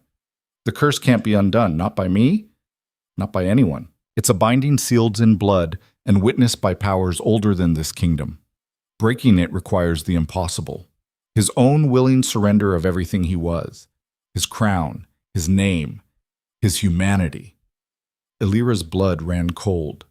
You're lying. Am I? Royce's eyes gleamed. Ask him. Ask dear Kael if he remembers the words of the binding. Till you forsake all claim to crown and kingdom, till you embrace the beast entire, till you choose the chains of your own will, you shall remain thus. Forever. She looked at Kael. His face had gone slack with horror. It's true, Kael said hoarsely. I heard them speak it. When they cursed me. I thought it was just ritual words. Meaningless. Nothing in magic is meaningless, Royce said pleasantly. Every word has power. Every condition has weight. You want him free? He has to give up everything. Has to choose to be the beast. Has to accept the chains. Only then does the curse break. And by then, what's the point? He'll have given up the one thing he's been fighting for. No. Elira's hand shook on the dagger. There has to be another way. There isn't. I made sure of it. Royce's smile turned cruel. So you see, little bride, you've already lost. You just don't know it yet. Kill me if you want. It won't save him. It won't change anything. My brother dies a beast, forgotten and broken, or he lives as one forever. Those are his only choices. You're wrong, Elira said, but her voice lacked conviction because she was starting to realize he might be right. And if he was, if the curse was truly unbreakable without destroying everything Kael was fighting for, then what had all of this been for? The king saw her doubt, pressed his advantage. Let me go. Take your monster and disappear into the woods. I'll even give you a head start, because you're entertaining, and I appreciate good theater. But stay, fight, try to play hero, and I promise you'll both die badly. Elira looked at Kael, at Thomas, at the guards and the villagers and the impossible situation they were in, and made a choice. No, she said clearly, I don't accept those terms. Then you're a fool. She pressed the dagger deeper. I'm not finished. You said the curse requires him to give up everything, to embrace the beast, to choose the chains. Fine. Then that's what we'll do. Elira, no, Kael started forward. But, she continued loudly, we do it on our terms, at the ritual, in front of witnesses, where everyone can see exactly what you did and what it cost, where the truth comes out. Royce's smile faded. You can't. I can. Because you're going to take us there. You're going to let us into the ritual chamber, and you're going to give Kael the choice you never did. Surrender everything publicly, become the beast by his own will, or die fighting for a throne he can't keep. Either way, the truth comes out. Either way, your rule ends. That's suicide. That's justice. She hauled him to his feet, keeping the blade at his throat. Now walk. We've got a ritual to crash. The king stared at her, then at Kale, then back at her. And slowly, his smile returned. But it was different now, darker, more genuine. You know what? He said. I think I'm going to enjoy watching you try. This should be spectacular. Elira ignored the ice in her veins and shoved him forward. They had 3 weeks to plan the impossible. Time to get started. The king was surprisingly cooperative once he realized Elira wasn't bluffing about the knife. They made camp that night in the hunting lodge, guards posted outside, villagers sent home with threats and promises tangled together. Thomas stayed. His family was still being held, and running would only make things worse. Kael stayed in chains by choice this time, wrapped tight in iron he had demanded from the guards, sitting in the corner like a condemned man awaiting execution. Elira sat across from Royce, the dagger still in her hand, and listened as he laid out the parameters of his own trap. The ritual happens in the sanctum, he said. His voice was casual, almost bored, like they were discussing weather instead of dark magic. Deep under the palace, 3 entrances, all guarded. The ceremony itself requires 3 participants, me, the sorcerer, Malwyn, and High Priestess Karis. We perform it at midnight on the solstice when the barriers between worlds are thinnest. Who else knows about it? Elira asked. My most trusted guards, maybe a dozen. The rest of the palace thinks it's just a religious observance, private prayer for the kingdom's prosperity. He smiled. People believe what they want to believe. And if we interrupt the ritual? The curse destabilizes. Kale gets a brief window where he could potentially break free if he's willing to pay the price I told you about. Royce leaned back, studying her. But here's what you're not considering. Even if you get into the sanctum, even if you disrupt the magic, even if dear brother makes his grand sacrifice, I still have an army. The nobility still supports me. The people still think Kael is dead. You'll have changed nothing except making him an official martyr instead of a secret prisoner. Unless we change what the people think, Elira said. And how do you plan to do that? Post notices? Give speeches? You think anyone will believe a beast and a bride over their anointed king? They'll believe the truth when they see it, when they see the names carved in that pit, when they hear testimony from the families who lost daughters, when they realize what price their peace has really cost. Royce laughed. You're talking about a trial, a public accounting. Do you have any idea how long that takes? How much organization? You have 3 weeks. Then I better work fast. Something flickered in the king's eyes, not quite respect, but close. You know what the funny thing is? You remind me of him. He nodded toward Kyle. Before the curse, he had that same stubborn righteousness, that same inability to accept reality. It's what made him so easy to remove. He trusted you, Kyle said from his corner. His voice was rough but human. That's not the same as weak. No, you walked right into the trap, drank the drugged wine, let them bind you while you slept. What would you call that? I'd call it having a brother I loved. Kale's chains rattled. Something you've clearly never understood. Love is a liability, Royce said dismissively. It makes you vulnerable, predictable. I learned that lesson watching Father. He loved Mother so much her death nearly destroyed him. Nearly destroyed the kingdom. I swore I'd never be that weak. And look how strong it's made you, Elira said. So strong you have to throw women into pits and curse your own blood. So powerful you're afraid of your brother even when he's chained and starving. That's not strength. That's cowardice. Royce's face went cold. Watch your tongue, girl. Or what? You'll kill me? You need me alive or this whole thing falls apart. I'm the only thing keeping Kyle from tearing you apart right now. She leaned forward. So here's how this is going to work. You're going to give me access to the palace. I'm going to gather evidence, talk to families, build a case. And on the solstice, we're all going to have a very public reckoning. And if I refuse? Elira smiled. It felt sharp on her face. Then I let him off his chains. Kale growled on cue. Low, threatening, barely controlled. Royce looked between them, calculating, weighing odds.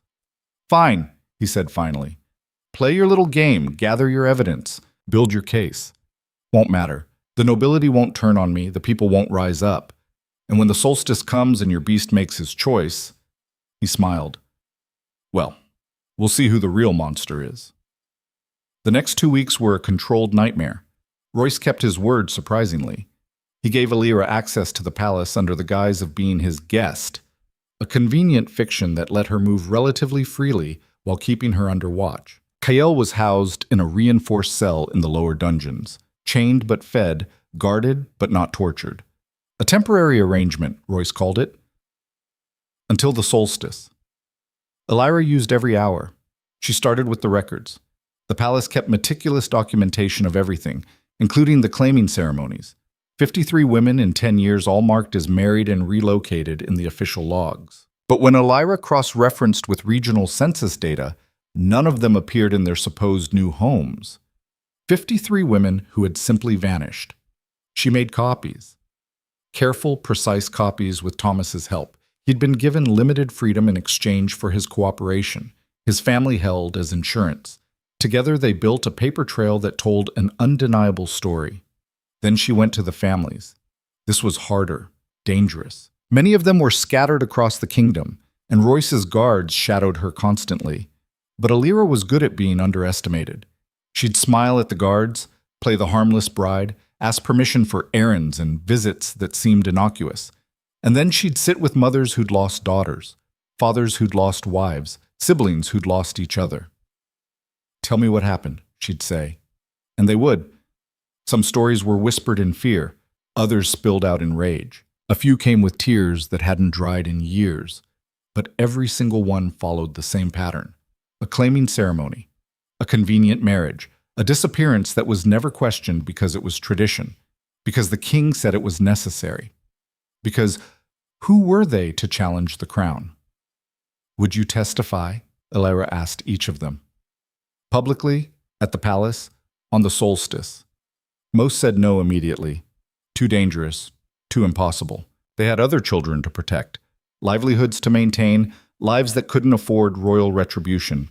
But some, enough, said yes.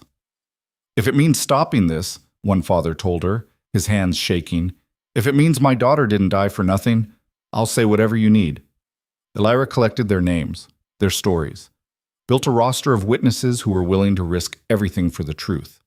On the 10th day, she went down to see Kael. The dungeons under the palace were nothing like the pit, but they still made her skin crawl. Stone walls sweating with moisture, narrow corridors that echoed with distant sounds, cells that reeked of despair. Kael's was at the end of the deepest hall, behind 3 locked doors and 2 sets of guards. He was sitting against the far wall when she entered, chains wrapped around him like before, his eyes tracking her movement with an intensity that made her pause. "How long since you ate?" she asked. "They feed me. Meat, bread. It helps." His voice was clearer down here, more controlled. "How long until the solstice?" 4 days.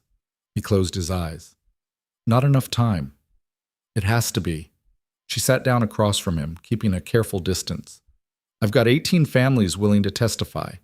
Documentation showing 53 disappeared women. Guard testimony about the pit. Marcus finally cracked yesterday, gave a full confession. Royce will claim it's fabricated, that we forced the testimony. Maybe, but it's harder to dismiss when it's coming from this many sources. When the pattern is this clear." She pulled out a folded paper from her pocket. "I also found something interesting in the palace archives, birth records, yours and Royce's." Kael opened his eyes. "What about them?" "You're older by 3 minutes, but the official record says Royce was born first. Someone altered it, changed the line of succession." "My mother," Kael said quietly. "She was terrified I'd be king, thought I was too soft, too idealistic. She convinced my father to flip the records, make Royce the heir." He laughed bitterly. "Turns out she was right to be worried, just wrong about which son would destroy things." "This helps us. If we can prove the succession was fraudulent, it doesn't matter." Kael's chains rattled as he shifted. "Even if I could take the throne, even if we had proof, even if everything went perfectly, I'm still cursed. Still this." He gestured at himself. "What kind of king looks like a monster? The kind who survived 10 years of torture and came out still fighting. The kind who held on to his humanity when every reason existed to let it go. The kind who—" She stopped. "Kael, You have to stop seeing yourself as the curse sees you. You're not a monster. You're a man who had something terrible done to him. That's different. Is it? Because from where I'm sitting, the results look pretty similar. Elira stood up, walked over to him, ignored the warning growl that rumbled in his chest, sat down right next to him, close enough to feel the heat radiating off his body. "What are you doing?" he asked tightly. "Proving a point." She reached out slowly, carefully, and placed her hand over his clawed, massive, deadly hand. "If you were really a monster, you'd hurt me right now. The curse would make you. The hunger would force you. But you're not going to. Because you're stronger than it." "Elira, I trust you," she said simply, "completely, with my life. So stop telling me you're dangerous when you've proven over and over that you're not." For a long moment, Kael sat frozen. Then, slowly, carefully, his hand turned over beneath hers. His claws retracted slightly, and he held her hand with a gentleness that seemed impossible given his size and strength. "You're insane," he said softly. "You keep saying that like it's a bad thing." She smiled at him. "We're going to win this, all of it, I promise." "You can't promise that." "Watch me." They sat in silence for a while, hands linked, neither speaking. Outside the cell, guards paced. Above them, the palace prepared for the solstice celebration, and somewhere in the darkness, a kingdom held its breath without knowing why. Finally, Kael spoke. "If we do this, if we disrupt the ritual and I make the choice Royce talked about, I need you to promise me something." "What?" "If it goes wrong. If the curse takes over completely. If I become the beast with no way back," he swallowed hard, "end it. Don't let me exist like that. Don't let me be the monster they always said I was. Kael, promise me." Elira squeezed his hand. "I promise I'll do whatever it takes to save you, but I'm not promising to give up. That's not who I am." He looked at her, really looked, and something in his expression shifted, softened. "How did I get this lucky, to fall into a pit and find you?" "Lucky? You call 10 years of torture lucky?" "I call meeting you lucky. The rest was just waiting." Elira felt her chest tighten with emotion she didn't have time to examine. "Well, try not to die in the next 4 days. I've put a lot of work into saving you, and I'd hate to see it wasted." That actually made him laugh. Small, brief, but real. She stood to leave, but Kael caught her hand, held it just a moment longer. "Thank you," he said, "for everything. For seeing me when no one else would. For fighting when giving up would have been easier. For—" He stopped, started again. "For being brave enough to trust a monster." "You're not a monster," Elira said one more time. "And by the time this is over, everyone will know it." She left before he could argue further. The next 3 days passed in a blur of final preparations. Elira met with witnesses, rehearsed testimonies, mapped out the sanctum's entrances with Thomas's help. Royce watched it all with amused detachment, confident that whatever she was planning would fail. But on the evening before the solstice, something changed. Elira was in the palace library reviewing documents one final time when a woman entered. Old, bent with age, but her eyes were sharp and knowing. "You're the bride," the woman said. Not a question. "I'm Elira Vance." "And you are?" "Ceres, High Priestess." She moved closer, studying Elira with unnerving intensity. "I understand you plan to disrupt tomorrow's ritual." Elira's hand moved to the knife at her belt. "If you're here to stop me, I'm here to help you." That stopped her cold. "Why?" "Because I'm tired." Ceres sat down heavily in a nearby chair.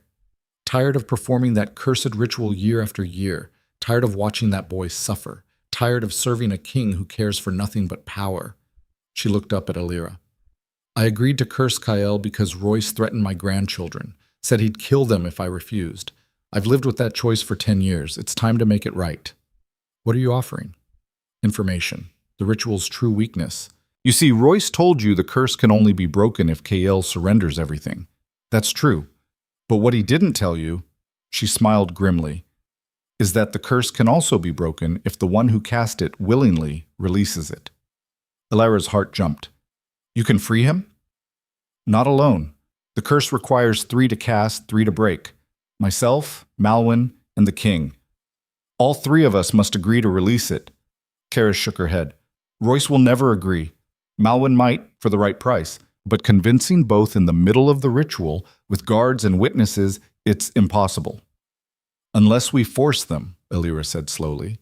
Unless we create a situation where releasing the curse is their only option. What do you have in mind? Elira told her. By the time she finished, Ceres was smiling. You're either brilliant or completely mad. I've been told that before. Will it work? If everything goes exactly right, maybe. If one thing goes wrong, Ceres shrugged. We'll all die horribly, but at least we'll die trying. Good enough for me. The solstice came with gray skies and bitter wind. The palace courtyard was packed with people, nobility in their finest clothes, common folk pressed against barriers to watch, guards stationed every 10 feet.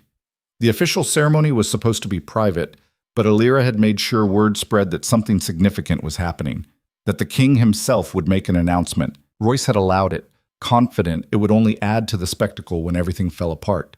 The witnesses Elira had gathered stood in a nervous cluster near the palace steps. 18 families, 53 stories, all of them terrified but determined. And beneath the palace, in chains, Kael waited. Elira stood on the steps beside Royce, dressed in formal clothes that felt like a costume.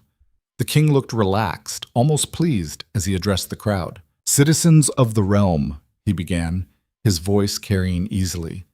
We gather today on this sacred solstice to reaffirm our kingdom's strength, our prosperity, our justice.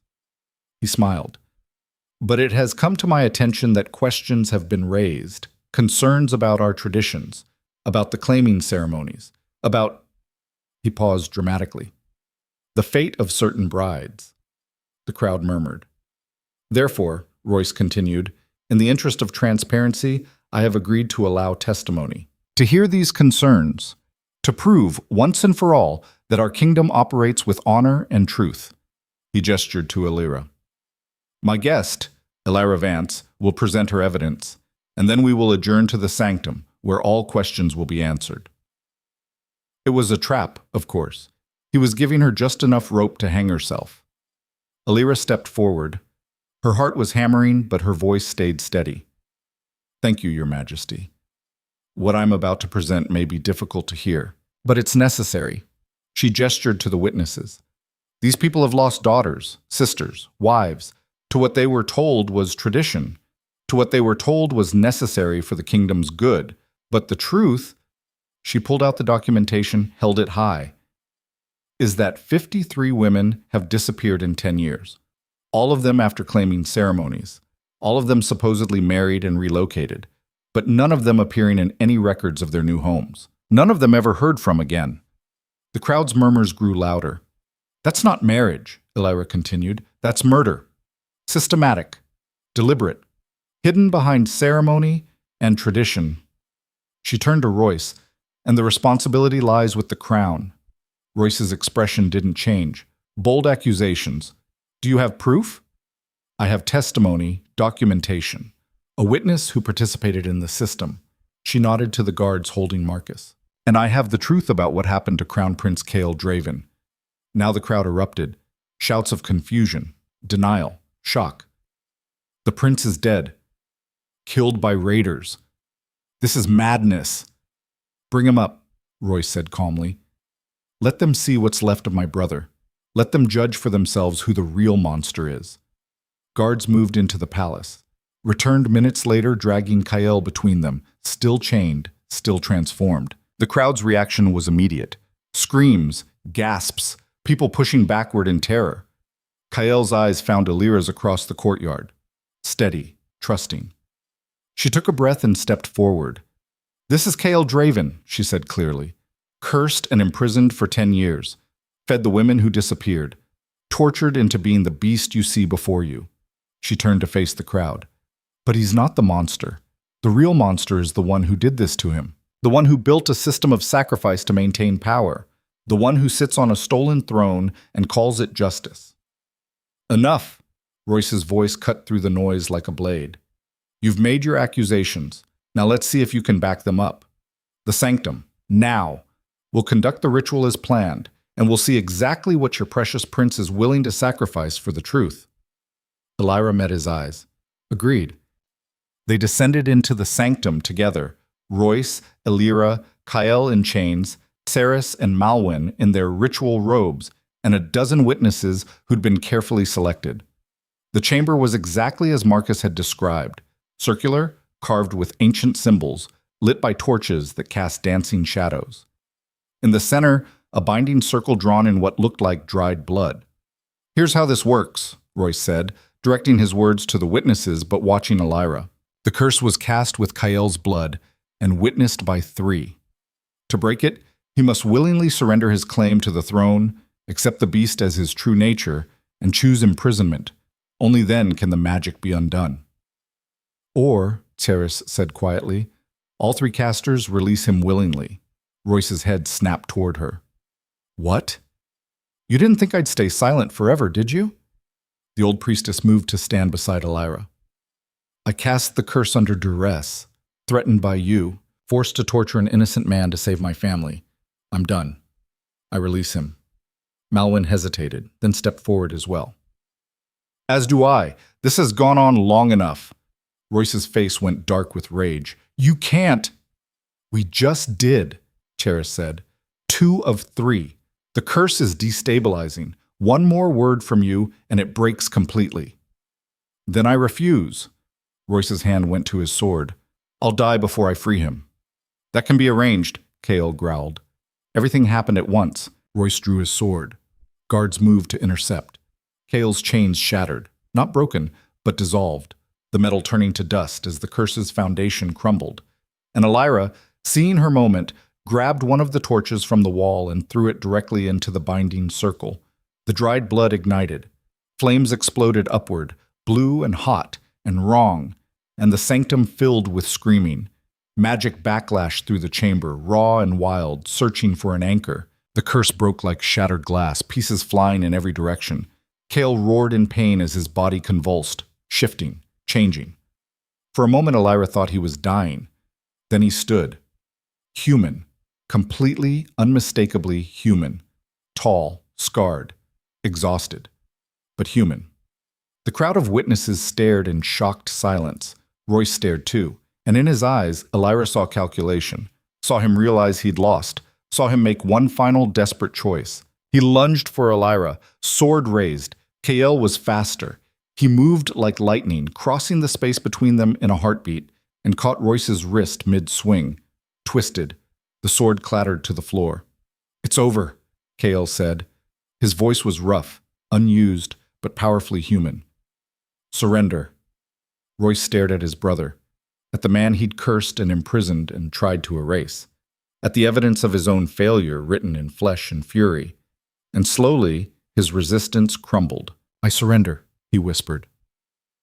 Guards moved in, took Royce into custody, took Malwyn and the others who'd participated. The witnesses began talking all at once, their voices rising, the truth finally breaking free. Elira sagged against the wall, exhaustion hitting her like a physical blow. They'd done it. Actually done it.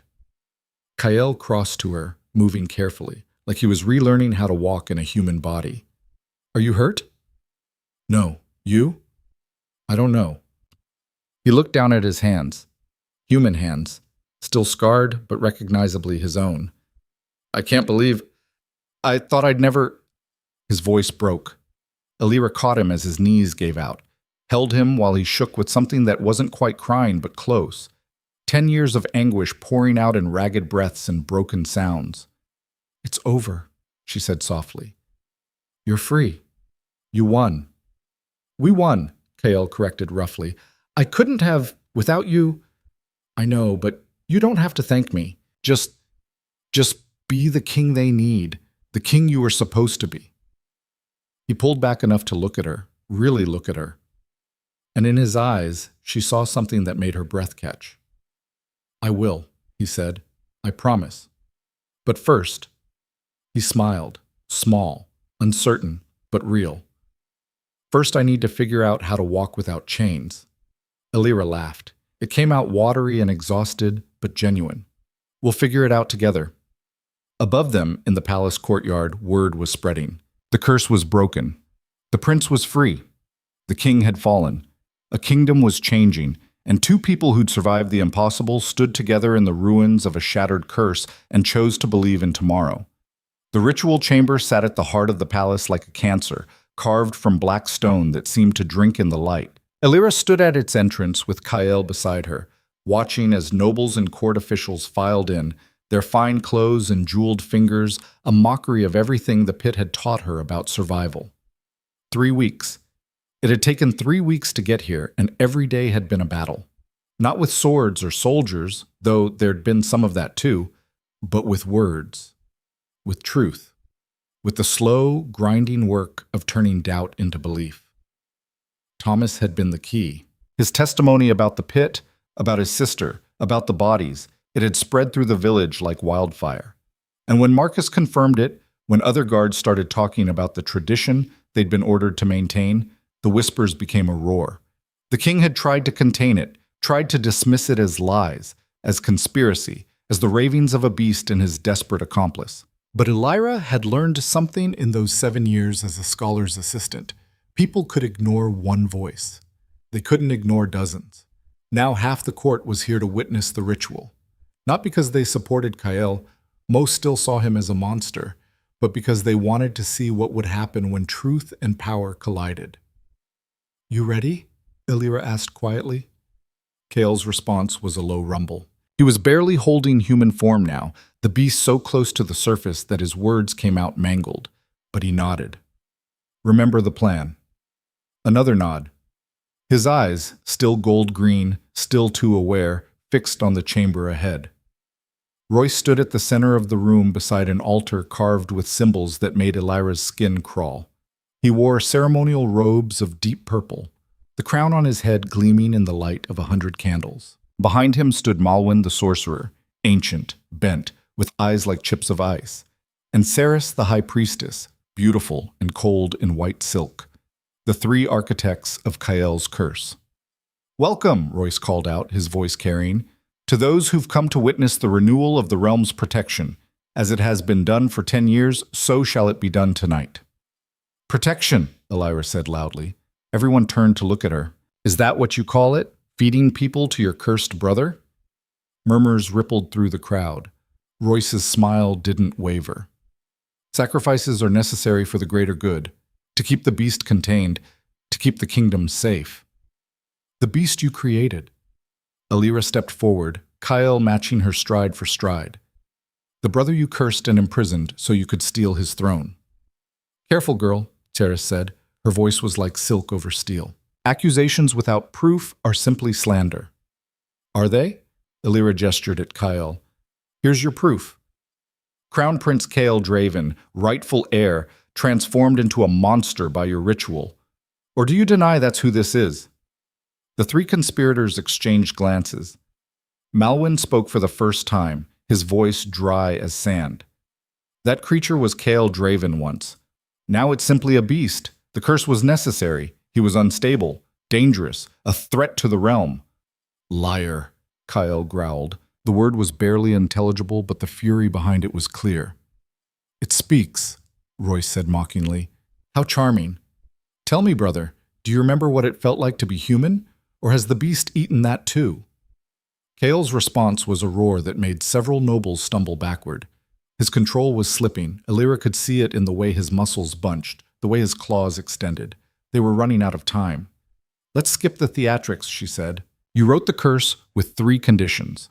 Surrender the crown, embrace the beast, choose the chains, complete all 3, and the curse breaks." "It does," Royce agreed. "But breaking it means losing everything. What's the point of freedom if you've given up everything that made freedom worth having?" "The point," Elira said, "is that it's a choice. Something you never gave him. You cursed him, imprisoned him, and called it justice. But it was just cruelty. It was necessity. It was murder!" The shout came from the back of the room. Thomas pushed through the crowd, his face pale but determined. "You killed my sister. You killed dozens of women, fed them to him like animals. And for what? So you could keep a throne you stole?" "The boy speaks truth," another voice called. A village elder Elira recognized. Others joined in, voices rising, anger building. Royce's expression finally cracked. Silence, all of you! You don't understand what was at stake. Then explain it, Elira cut in. Right now, in front of everyone. Tell us why this was necessary, why 50 people had to die to keep one man cursed. The king's jaw worked. He looked at Malwyn, at Ceres. Both of them stepped back slightly, a subtle distancing. Because he would have been a weak king, Royce said finally. Too soft. Too concerned with justice and mercy and all those pretty ideals that don't actually work when you're trying to rule. I did what needed to be done. You did what was convenient, Elira corrected, and now it ends. Does it? Royce's smile returned, vicious now. You think bringing him here changes anything? He's still cursed, still a beast. Even if he completes the conditions, even if the curse breaks, he'll have given up the crown. He can't rule, can't take back what's mine. Wrong. Elira pulled something from her pocket. A document, worn and stained, that she'd found in the palace archives with Thomas's help 3 days ago. According to the law, the actual law, not your version, a ruler who obtains the throne through curse or coercion forfeits all claim. The moment Kael completes the conditions, the moment the curse breaks, and everyone here sees what you did, your rule ends, legally, officially. Royce's face went white. That law is ancient, unused for centuries, but still valid. I checked with every legal scholar I could find. They all confirmed it. She held up the document. So here's what's going to happen. Kael is going to complete the ritual. He's going to break the curse by his own choice, and then he's going to take back his throne. He can't. He gave up the crown. That's the condition. He gave up the crown you stole, not the crown he earned. Elira smiled, sharp and cold. You wrote the curse thinking you were clever, but you forgot something. Conditions have to be specific. He has to give up all claim to crown and kingdom, your words. But if your claim was never valid, then giving it up costs him nothing. Silence fell like a hammer. Malwyn was the first to understand, his face twisted with rage. No, that wasn't the intent. Intent doesn't matter. Words matter. You taught me that. Elira looked at Kael. It's your choice. All of it. The crown, the curse, everything. What do you want? Kael stared at her, then at his brother, then at the assembled court, at the nobles and the villagers and the guards, all watching him like he was either salvation or damnation. When he spoke, his voice was rough but clear. I want justice. Then take it.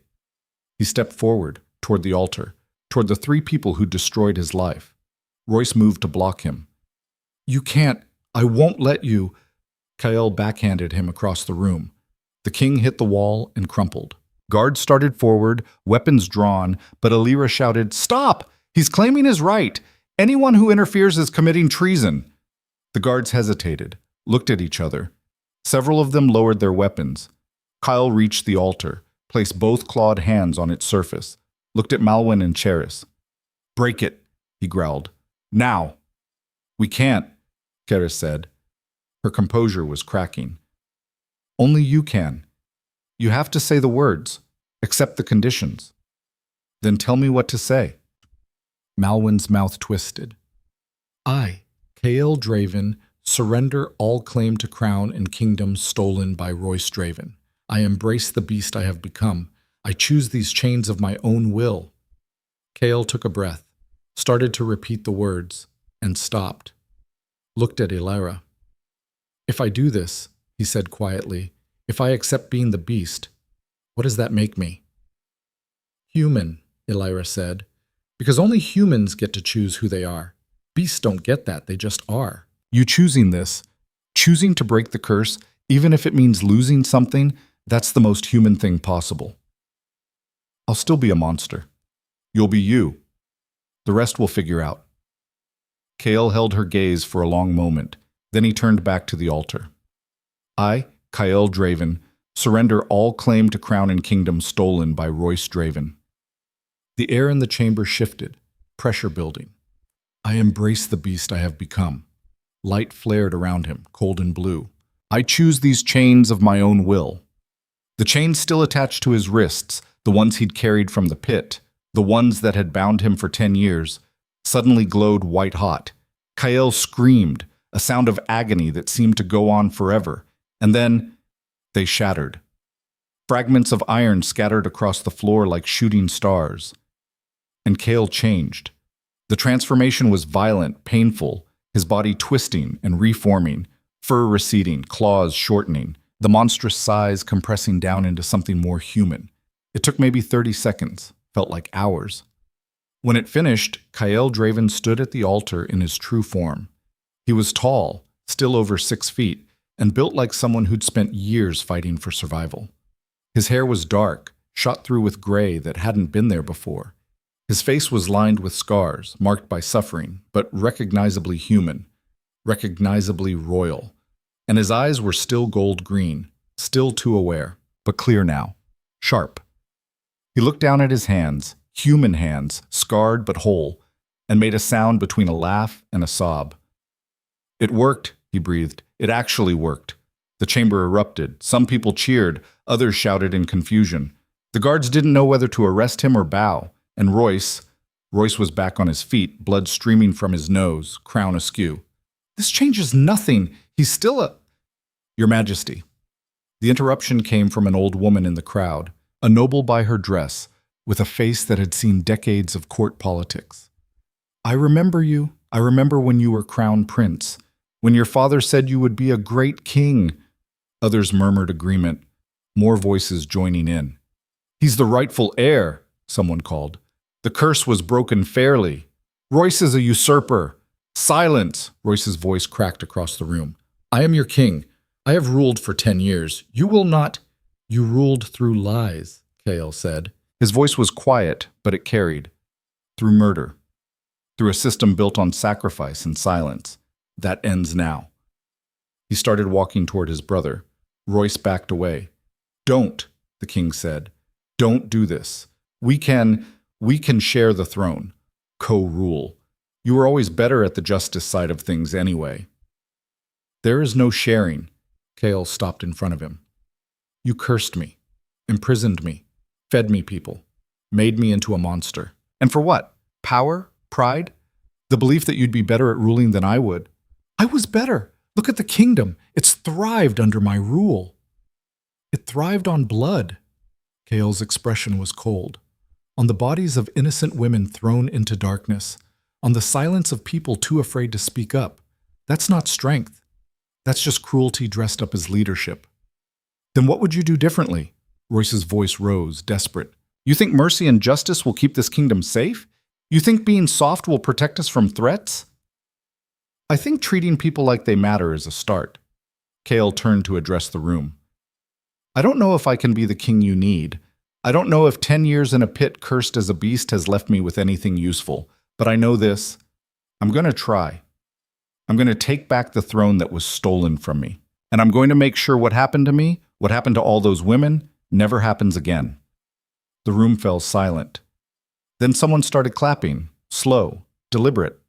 Thomas, standing in the crowd, bruised and exhausted and clapping like his life depended on it. Others joined in. Not everyone. Not even half. But enough. Enough to matter. Kael looked at Elira. She smiled at him, tired and proud. "Now what?" he asked quietly. "Now," she said, "you claim what's yours." He crossed to where Royce stood, reached up, and took the crown from his brother's head. Royce tried to fight, grabbed for it, but Kael was stronger, had always been stronger, even before the curse, and the crown came away easily. "No," Royce whispered. "No, you can't." "I can." Kael looked at the crown, gold and jewels and the weight of a kingdom. "And I am." "What about the law?" Malwyn spoke up desperately. "The conditions?" "He gave up all claim to a stolen crown," Elira repeated patiently, "which means the claim was never valid. Try to keep up." Terrace was backing toward the door.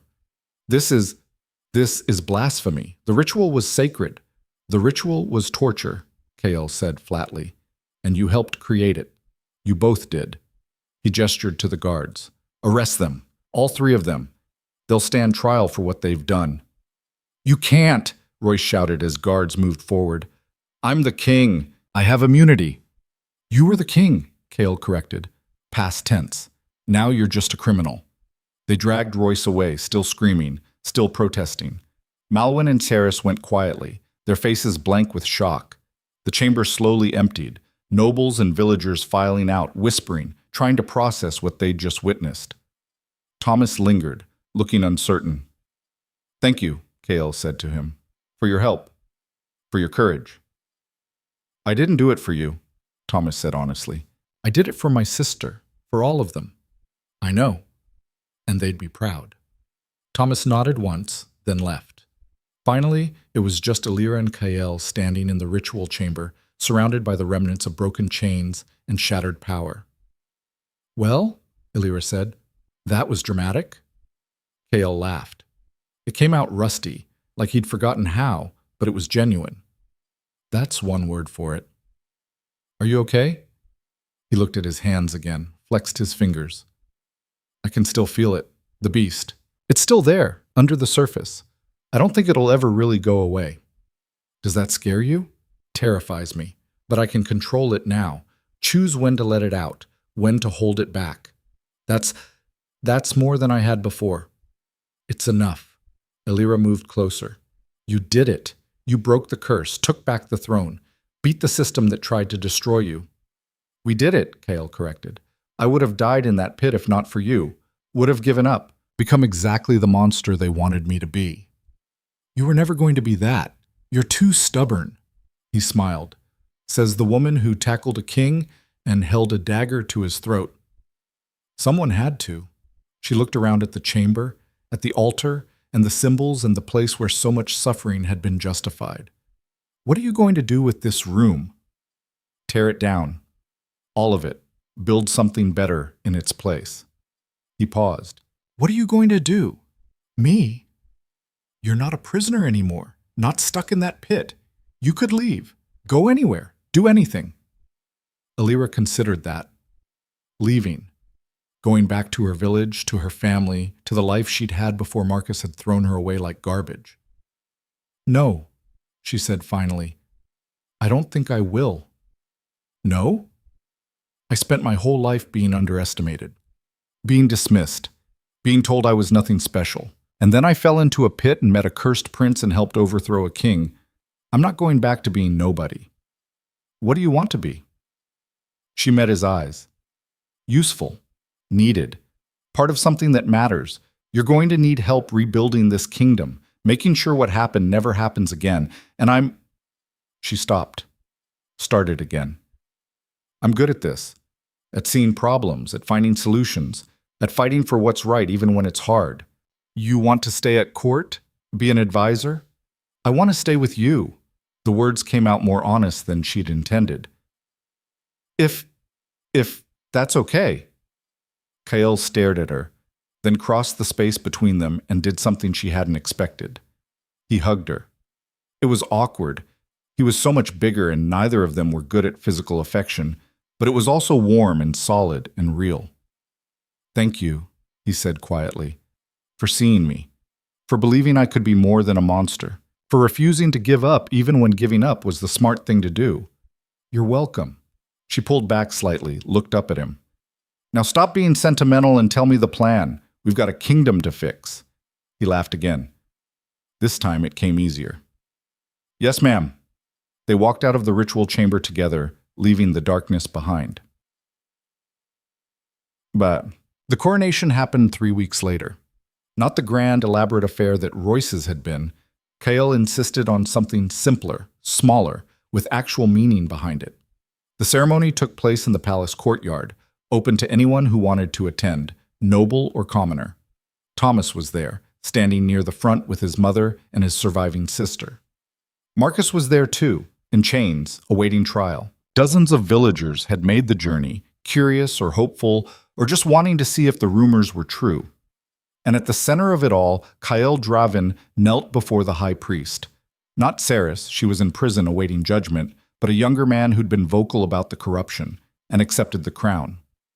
When he stood, when the priest declared him king, the crowd's response was mixed. Cheers from some, silence from others, a few boos that were quickly hushed. But it was honest, real. not the manufactured loyalty Royce had commanded. "Thank you," Kyle said, his voice carrying, "for coming, for witnessing this, for giving me a chance to prove I can be the king my father believed I would be." He paused, looked at Elira, standing off to the side in a dress she'd borrowed and felt ridiculous in. "I'm not perfect," he continued. "I'm scarred, changed by what happened to me. I still carry the beast inside me, and I probably always will. But I'm going to use that. Use the memory of the pit, the knowledge of what happens when power goes unchecked, to make sure this kingdom is better, fairer, that no one else has to suffer the way I did, the way so many others did." More cheers, louder this time. "And I'm going to need help," Kyle said, "from all of you. Because ruling isn't something one person does alone.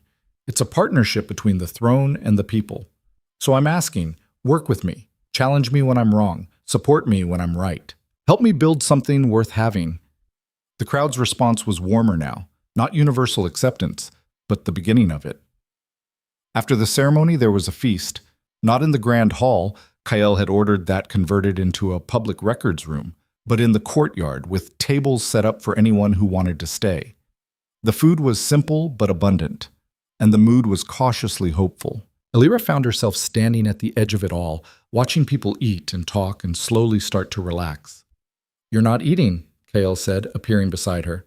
He was still wearing the crown, still uncomfortable with it, but he was trying. "I ate earlier, I'm just—" She gestured vaguely at the scene. "Taking it in. We actually did it." "We did." He was quiet for a moment. "I need to ask you something." "Okay." "The council. I'm rebuilding it. Getting rid of the people who enabled Royce's rule, bringing in new voices. People who understand that power should serve, not dominate." He turned to face her fully. "I want you on it." Elira blinked. "What?"